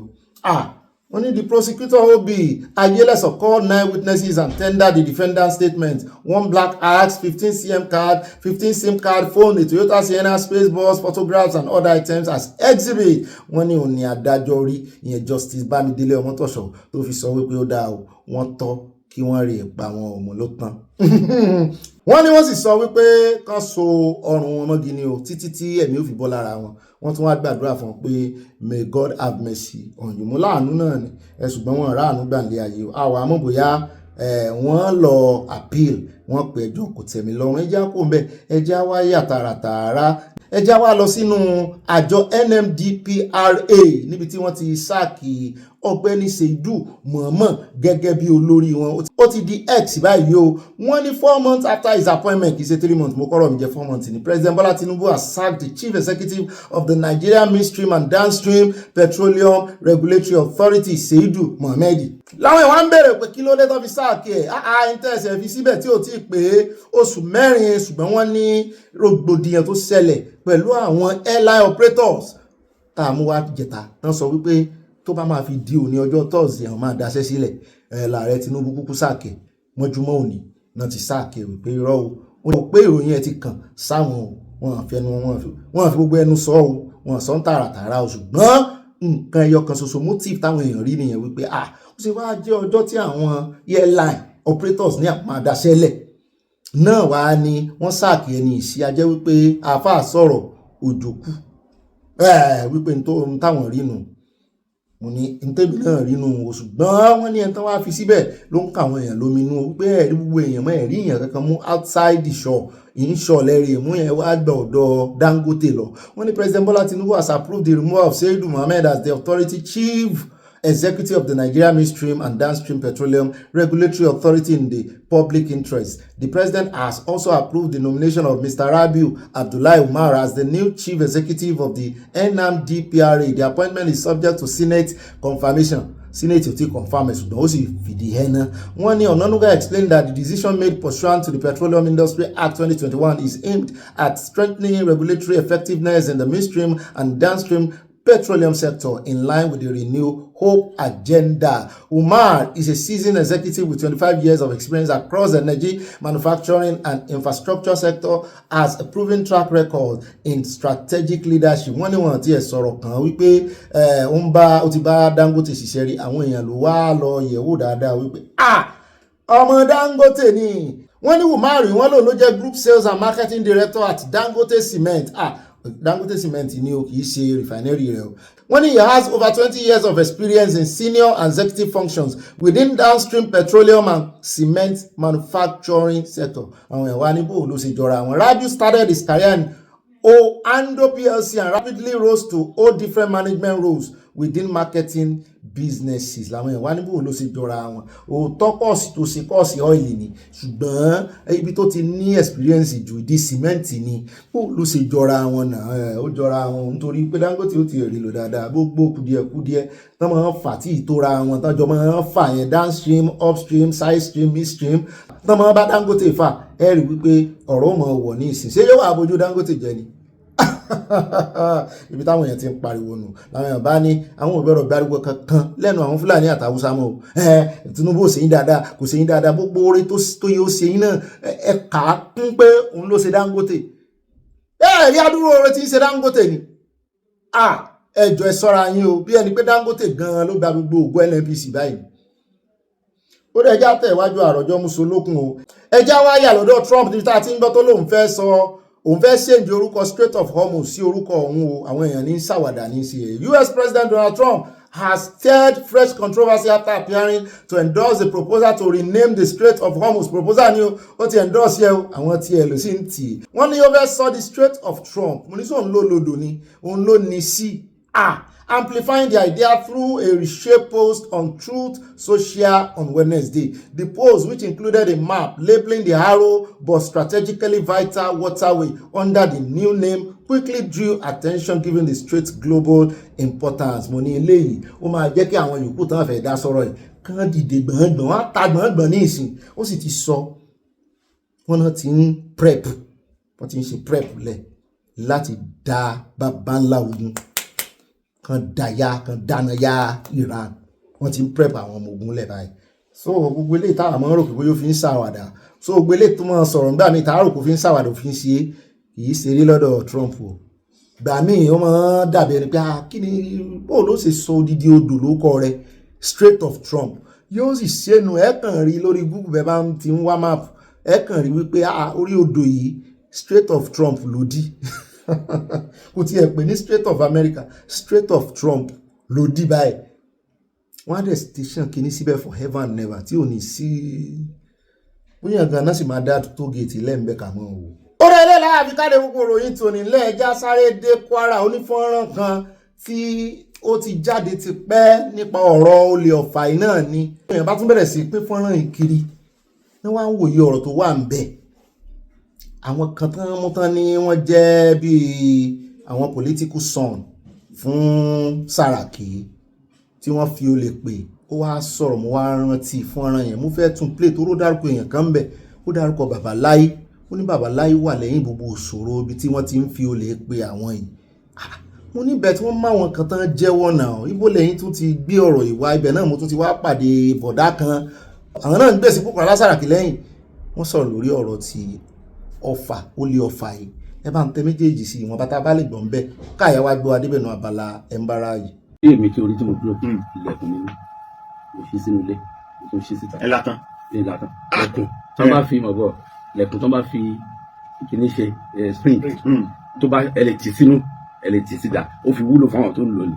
wọ́n lò yín ni àná. rárá ó fi wúlò fún ọmọ ẹgbẹ́ gidi ní mí ni mò ń sọ fún ẹ máa gbọ́ lọ́dún ní 2019 gbogbo aṣọ kó tó gẹ́ mo dẹ̀ dúpẹ́ pé lídà mi lẹ́yìn Dr. Abubakar Saraki òun náà sọ nínú channel pé ìlú wo lẹ́ẹ̀ ti máa rú làwọn èèyàn fún 40 years tí wọ́n tẹ̀ ní bojú ẹ̀yìn wípé kí ló dé tí ẹ̀yin nìkan lẹ́wà ń bẹ̀ he said it on channel ní ti gbogbo wa ṣe nìyẹn ní Kwara which is not bad but Abala fẹ́ dánlẹ̀ ọkọ̀ méjì wò tó wá di from fry pan to fire ṣùgbọ́n yóò padà sẹ́yìn díẹ̀ máa gbọ́ from fry pan to fire bá a ṣe ní ok ó tó gẹ́ à ń ṣe lọ arúgbó ẹni yìí ìwọ̀n nílé Saraki gbà mo sọ fún ẹ níjọ́ tí wọ́n náà yàn mí ní kọmíṣánná wọn dédé mú yàn ẹni àwọn wọ́n sọ pé kí gbogbo wọ́ọ̀dù lọ kọ orúkọ wa ẹ bá kọ wọ́n screen orúkọ yẹn wọ́n screen yẹn kan tó lè sọ pé wọ́n fún ẹ ní kọmíṣánná bóyá orúkọ 5 ló àwọn àjọ wọn ẹ sọ fún mi bí tí gómìnà ti present orúkọ yẹn kan pé nínú nílọrin histo àwọn 5 náà wà Muhammed nìkan he picks people at will so that's the fact so a rí i pé níta àbí tá a dé ìwà àmọ́ ibi tí ń lọ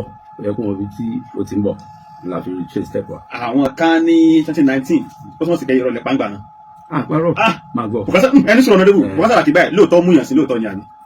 máa gbọ́. lóòótọ́ Bùkọ́lá Saraki ẹni sọ̀rọ̀ ọ̀nàdébù ẹ̀dá sọ pé mi. Bùkọ́lá Saraki lóòótọ́ ni pé allocation ìpínlẹ̀ Kwara ó ń tẹ̀lé wá sílé ni. Bùkọ́lá Saraki lóòótọ́ ni pé Bùkọ́lá Saraki ó pinnu Kwara òfin gbogbo àlù ni ẹ̀sùn gbà òótọ́ ni àbí 2019. This discussion was very interactive. About the question. Madam fẹ́mi tẹ̀kẹ́ tó dàm sí yín. Bùkọ́lá Saraki ṣe gbà Bùkọ́lá Saraki ṣàwọ ó gba owó 2 billion ó gba gbẹ níjọ́ náà gbogbo àwọn tá à ń sọ tó wáyé kí wọ́n lọ kóòtù ní ó kó wa sẹ́wọ̀n. nítorí evidence yìí pé àwa kan wò pé relationship àárín wọn tí ó mọ̀ ṣẹlẹ̀ nù kò síbi kankan tá a ti ní evidence lọ́wọ́ báyìí against wọn gbogbo tí n bá ń sọ lẹ́nìí mo challenge wọn kan gbé mi lọ kóòtù mo ní evidence. tó ń bọ̀ tí mo sọ nígbà yẹn ká Bùkọ́lá Saraki wicked ni gbogbo àwọn ìṣòrogun tó wà lẹ́wọ̀n lẹ́nìí èrò ti pọ̀ lẹ́wọ̀n ká Bùkọ́lá Saraki dàbí àwọn ni. orúkọ mi ni Samson Ewédé a wà ní ibi tá a dúró sí ní Ọ̀fà gáràjì ibẹ̀ ni akànjáde dé rí tán wa mọ́tò méjì dé wúrúrú the next thing tá a rí báyìí wọ́n kó bá jáde ni kí ló ṣẹlẹ̀ kí la ṣe wọ́n ní tá a bá move àwọn máa pa wá kò sẹ́ni bọ̀dì tó béèrè wa wọ́n ṣe kó chains wa lẹ́sẹ̀ nìyẹn wọ́n ṣe dàwà sẹ́yìn bùtù pa ká tó ṣe báyìí àti dé sars office à ń bọ́ lẹ́nu sars office báyìí sars office nílọrin à ń bọ́ lẹ́nu sars office báyìí wọ́n náà wá débi pé ọ̀gá kí la ṣe wọ́n bá ní ṣe bí Bùkọ́lá ẹ̀yin ní tọ́gì Bùkọ́lá ẹ̀yin náà ní pé ẹ̀yin ní ọmọ senate president pé gbogbo èèyàn mélòó lèmi ti parí mo ní èmi ò mi ìpààyàn nìkan kan ò fún mi iṣẹ́ kan kí n má yẹ ní ẹgbẹ́ wo mo ń ṣe mo ní APC ni mí wọ́n ní APC ara àwọn táwọn wá náà ni pápápá báyìí má yẹ gbé fọ́tò ni má ṣe gbé kámẹ́rà nìyẹn má yẹ snap fọ́tò mi nìyẹn wọ́n kàn send ẹ̀ pàtẹ́ wọ́n yẹ nìyẹn bóyá send ẹ̀ sẹ́nìkan bẹ́ẹ̀ nìyẹn ṣe ní pé correct pé ara wọn náà ara wọn ọmọ senate president pé ara àwọn ọmọ senate president táwọn wá náà lélẹ̀ wọ́n ṣe bẹ̀rẹ̀ lé náà nìyẹn ìgbà tó di alẹ́ nìkan bíi 10:30 wọ́n tún kó wa jáde wọ́n tún nà wá gan wọ́n sì nà wá wọ́n ṣàníyàn ó yá ẹ máa sọ bí tí ìbọn tí senate president kó fún ẹ máa sọ bí tó wà ká lọ kó wá nìsín tẹ́ bá ti sọ bí tó wà tẹ́ ti kó ìbọn yẹn kalẹ̀ kò ní sí nǹkan àwọn ò ní wàhálà pẹ̀lú wa níbọn kan ìgbà tó di nǹkan bíi 2 lóru wọ́n ṣe wá jí táwọn máàcì gbogbo wa jáde nìyẹn àtòbí àwọn 11 wọ́n yẹ máàcì wa jáde síta nìyẹn wọ́n ti kó wa sínú mọ́tò Oma bus àti Lexus Jeep TAY àti ọkọ̀ Ilios 6 pẹ̀lú àwọn ọlọ́pàá pẹ̀lú ìbọn lọ́wọ́ wọ́n ṣe gbé wa dé Àbújá nù Àbújá báyìí ìjọ ta kọ́ débẹ̀ ń nà wá ìjọ kejì wọ́n ti bẹ̀rẹ̀ nínà kódà débi pé bọ́ọ̀ì kan tó jọ gbé wa wá láti Ìlọrin wọ́n padà pa bọ́ọ̀ yẹn ní ọjọ́ Tuesday bọ́ọ̀ yẹn Michael Adigwe wọ́n padà pa bọ́ọ̀ yẹn ní ọjọ́ Tuesday yẹn gbogbo àwọn tó kù wa àtà ti fọ́ lẹ́sẹ̀ àtà ti nà gbogbo àwa kọ̀ọ̀kan bíi 2 mẹ́ta la tún lè dá ọwọ́ jẹun àwọn èèyàn ò lè dá jòkó èèyàn ò lè dá yàgbẹ́ a ní pé olè pé a lọ fi orúkọ pé Bùkọ́lá rán wa ní iṣẹ́ pé ká lọ rọ́ọ̀bù báǹkì lọ́fà àwa ní báǹkì àwọn ìjọ tí senate president gán lọ kí wọn lọ́fà gbogbo wa lájọ wà ń bẹ̀ àwa tó jẹ́ pé olóṣèlú ni wa ṣé ibi tá à ń tẹ̀lé lídà wa lọ lójoojúmọ́ ṣé ibi àwa náà láti wọn lọ dà nílẹ̀ wọn ṣáà bọ́ sí wa lẹ́nu tó bá ti di òru báyìí ó yá bí 1 báyìí ọ̀pọ̀ anybody jáde nù ẹni tí ẹlẹ́dàá rẹ bá yọ tọ̀ bá pa ẹni tá bá ti pa àti pa nìyẹn. a ní ká mọ sọ pa senate president pé olówó náà wà ní tàbí àgùdúdàgbọn pé tọ́gì Bukola ni wá pé tó anything tó bá ti ṣẹlẹ̀ gbogbo ọ̀rọ̀ míì tó bá sọ báyìí ọ̀rọ̀ Bukola náà ni ẹ sáà sọ báyìí pé Bukola sọ báyìí ẹni tó bá ti wá sọ bẹ́ẹ̀ pé Bukola ṣe ló ní pé káwọn ṣe báyìí ìdẹ̀kùn wọ́n tún filẹ̀ díẹ̀ tán bá lọ tán bá bọ̀ wọlé ra ẹgbẹ́ ẹyọ kan kókè ẹyọ kan wá pé kó jẹ kọ́kẹ́ tó dìde ẹni tí ò bá sọ ìbọn lẹ́sẹ̀ wọ́n á ń jẹ mọ́ ni wọ́n á nà á tílé òfin mọ́ ni. ibẹ̀ yẹn àwọn yẹn ibẹ̀ yẹn ọ̀tá senate president níbẹ̀ yẹn ní ọ́fíìsì wọn yẹn ó dàbí ìgbà tó jẹ́ pé lórí títọ̀ gángan náà fi mọ́mọ́ dá ọ́fíìsì yẹn kalẹ̀. lórí àwọn ọlọ́pàá tó wà ń bẹ̀ tẹ́ bá gbọ́ tẹ́lómi bá ń sọ̀rọ̀ báyìí ẹ̀yin ẹ̀ ń bá ọ̀gá wọn ṣagídí who is Saraki who is Bukola pé àgbà pé 2019 ká má wọrí o gbogbo yín akọ̀pọ̀ àgbò yín iná gbogbo àwọn tó bá kù tọ́wọ́ bá ti tẹ̀ ẹ fọkàn balẹ̀ àwọn àpò àgbò yín mọ́lẹ̀ tá Lai Muhammed ó wà sí ọ̀hún a sọ̀rọ̀ Lai Muhammed náà pé Lai Muhammed wọn gan iṣẹ́ tó náà ṣe ń bẹ̀ púpọ̀ lórí ọ̀rọ̀ wàhálà tó ṣẹlẹ̀ pa náà Williams lẹ́tà tó send àwọn orúkọ kan tó send láti Kwara South gbogbo ẹ̀ ọlọ́pàá yẹn fi hàn wá tí ó ní ká nígbà táwọn bá jáde pé kí ni ó wá gbé orúkọ yẹn jáde lísì tó wà mẹ́ pọ̀ àwa tí ẹ̀ kàn sáré ní mú báyìí iye ni pé kọ́lọ́ọ̀bá láàánú kó dé kọ́gà ẹ̀ tì bá ti ara bọ̀ rẹ̀ gan ká má tún kó àwọn tó kù ó máa di kó wàá pa wá tán díẹ̀díẹ̀ Lai Muhammed òun gangan ló ń dá gbogbo wàhálà ilẹ̀ ọlọ́ngbà lọ́wọ́ rẹ̀ o. Odo náà nu ọmọ kan fẹ́ fi lé ìdágbére fún wa náà ní àrèrí jù báyìí lọ God bless you ọba akúnwá dénú yín ìmọ̀ràn náà ṣe kókó àyá ó ti kàn báyìí wá gbé wa débẹ̀ mọ̀kànmọ̀kàn lóye kan ìwọ ló kàn gbé wa débẹ̀ nú Abala ń bára ìyá àròjọ mùsùlùkùn goodbye and I love you.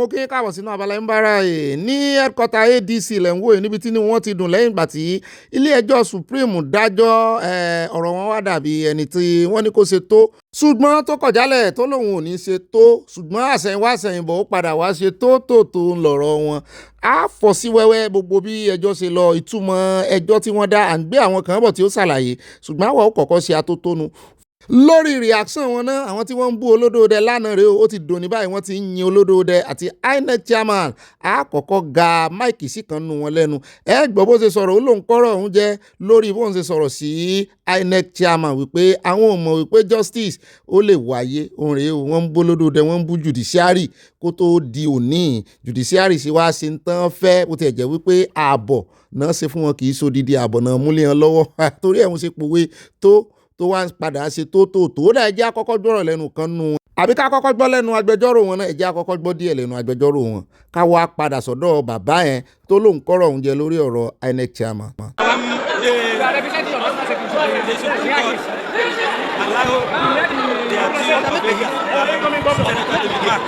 Relax. In fact, the order made by the Court of Appeal, the status quo antebellum be restored. ẹjọ́ ẹ mọ́ bínú torí àpò wa àti wípé ariwo pọ̀ ẹ jẹ́ ràn lọ́wọ́ n tó ń gbìyànjú àti sọ náà ni wípé àwọn adájọ́ ti dájọ́ wípé status quo tán nìkan padà sí lọ́jọ́ sí pé wọ́n ti ṣàlàyé ẹ̀ fáwọn àti wípé wọ́n ti sọ fún INEC wípé kán recognize David Mark gẹ́gẹ́ bí olórí ìyún náà tó ayọ̀ àbí ẹ̀ ní ṣe bí wọ́n ti kúkú recognize ẹ̀ ṣùgbọ́n wọ́n wá rán padà lọ sí Federal High Court wípé ibi tó ti fo gádà tí ò ti dúró ibẹ̀ náà ni kó padà sí báyìí. lóòótọ́ àwọn ti mú status quo condition kúrò lórí ọ̀rọ̀ rẹ̀ kò sí clause ń bẹ̀ mọ́ INEC máa recognize ẹ̀ ṣùgbọ́n wàhálà tí òun àti Nafiu Rabiu tán bára wọn fà dé Supreme Court tó sì yẹ kán dúró ní High Court pé kán padà àti wípé Appeal Court tó ní kán padà ti status quo pé Appeal Court ò tí ì ní jurisdiction torí wọn àti ìgbẹ́jọ́ déwájú ẹ̀ gan tó ń fi ń dájọ́ status quo fún wọn so kankan rìn ìyànjọ ibi tí ṣòro wà gangan nìyẹn ṣùgbọ́n ẹ jẹ́ àkọ́kọ́ wò kan nù wọn tó lóun kọ́rọ̀ òun jẹ ká tó wá lọ sọ́dọ̀ olóye àti àwọn ọlọ́gbọ́n tọ́rọ̀ ìyé tí wọ́n mọ yún gbìn nínú kára wọn fẹ́ bá wa fọ́ sí wẹ́wẹ́. It's not just judgment, it's a justice. And by the special grace of God, God will bless all the 5 judges that have delivered this judgment in order to pay Nigeria out of this blessed commander said. By the special grace of God, democracy has come to save Nigeria. Thank you very much.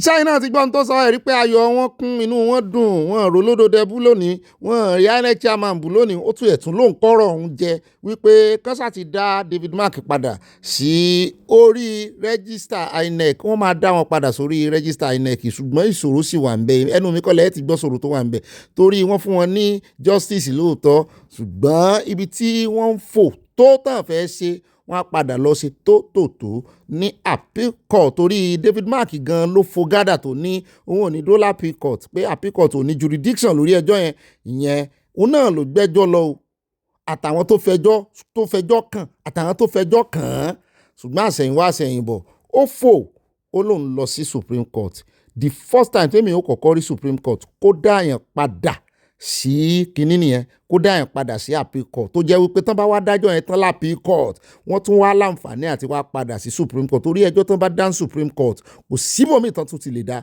ṣùgbọ́n báyìí tó jẹ́ pé Supreme Court ló dá wọn padà wípé ń tẹ̀ ń sá fún ọ̀rọ̀ tẹ ní kí bàbá mọ̀gbọ́n bá náà ni ó parí ẹ kọ́kọ́ lọ sọ́dọ̀ yeye náà yeye ní appeal court ẹ já wá lọ sọ́dọ̀ àwọn tí ò yeye torí bàbá ní ká gbọ́ lẹ́nu àwọn apá kan tínú wọn ń dùn wọ́n lè torí pé inú dídùn kí wọ́n fi ayọ̀ pọ̀ lọ́ ṣùgbọ́n ẹjẹ́ á gbọ́ lẹ́nu ẹni tí ìsara wọn kì í sọmọ ẹgbẹ́ APC kì í sì sọmọ ẹgbẹ́ ADC bẹ́ẹ̀ náà ni ẹ má gbàgbé o ti PDP náà wà ń bẹ̀ o wọ́n ti finally wọ́n ti wọ́gi lé convention tí Makinde lọ ṣe nìbàdàn bẹ́ẹ̀ náà ni wọ́n recognize Makinde o bóyá wọ́n wà yọkùnú ẹgbẹ́ ni bóyá Wike ó wà fà mọ́ra bóyá kò bá PDP ṣe mọ́ bóyá ADC ni ó wà bá ṣe bẹ́ẹ̀ náà la gbọ́ ta wọ́n ní Peter Obi àti Kwakwanso wọn náà ti ń dá ọgbọ́n mi àmọ́ wo plan B náà fẹ́ yọ kódà ẹjẹ́ á lọ tààràtààrà kámọ́dé náà pẹnu jù ẹjẹ́ á gbọ́ àlàyé lẹ́kùnrẹ́rẹ́ bàbá yìí bá a fọ́ sí wẹ́wẹ́ o. Certainly parties are now going to go back to the higher court to deal with the issue at the higher court that they ought to have dealt with before even going to the Court of Appeal at the initial stage. And then also, mind you, yesterday, we also talked about the fact that there is a court judgment of the Abdul Malik Federal High Court judgment that nullified the convention held in Abuja by the ADC and also asking the David Mark-led faction not to interfere with the, the tenure of the party leadership at the state level, that the issue of caretaker committee is unknown to the constitution of the party. So now what they are going to deal with at the High Court, why that is subsisting? Because that judgment is still subsisting. That judgment, the Supreme Court did not go into that one because that is not the case before them. They are different parties. Why that judgment is still subsisting, now the ADC is going to go back to the Justice Leifu's court to deal with the issue of the interlocutory application filed by Nafiu Rabiu, asking that David Mark be de-recognized and that he be recognized as the authentic leader of the party. That application is what the court had asked them to come show cause why it should not be granted before they went to the Court of Appeal. So that application now is what the court is going to deal with before they go into the substantive issue of the originating summons. So it's still a very long way for them. Absolutely. But, the Supreme Court has said the part clearly to say the Court of Appeal, you overreach yourself. You know, the order that the INEC acted on was the order to maintain status quo ante bellum. That order haven't been removed. So now there is no more order to maintain status quo. The only order now that is subsisting is the order of Justice Abdul Malik yesterday that asks the party leadership, that nullified the convention, and then asks the party leadership not to interfere with the executive at the state level. So in conducting their congresses and convention. So those are the orders, and the INEC will certainly have to recognize David Mark's faction. The order for status quo haven't been removed. And then also considering the fact that the order of Justice Abdul Malik did not also remove David Mark faction. It did not ask INEC not to recognize David Mark as the leader of the party. It only says it should not recognize their convention held in Abuja. So you're saying the David Mark leadership can heave a sigh of relief as to their leadership within the ADC. It's now been affirmed legally by the court, right? Yes, they can heave a sigh of relief by the removal of that status quo ante bellum that the Court of Appeal, the INEC relied on. They can heave a sigh of relief, but they will still have to go and deal with the Justice Abdul Malik's judgment and then deal with the subsisting case of, before Justice Leifu, both at the Federal High Court in Abuja. The court can ask parties, while, like I said, there is an application for interlocutory injunction, the court can ask parties to address the issue of the originating summons, that the parties should address the originating summons, file written addresses, give them maybe a breach time, 7 days, 3 days, or 3 days and 1 day, depending on the agreement of lawyers, how quick they are able to respond, maybe 7 days, first instance, 3 days to reply, and then 1 day to reply on point of law, and then the court can give a decision within 2 weeks. And then now leaving out the issue of interlocutory injunction, and then go straight to the merit of the matter. And then once the court decides that one way or the other, mind you, there's still going to be appeal to the Court of Appeal and then to the Supreme Court. So all of the issues, the battle is just beginning. But now they can actually fight the battle while they are still occupying the steering seat, and then also fight that issue of the convention and then the leadership of the party at the state level. Even though, like I said yesterday, that their leadership, terminates on the 13th of May, that's the state's leaders. And so certainly, the ADC have to go into another overdrive now if time will permit them to do all that they need to do within the time limit provided by INEC. So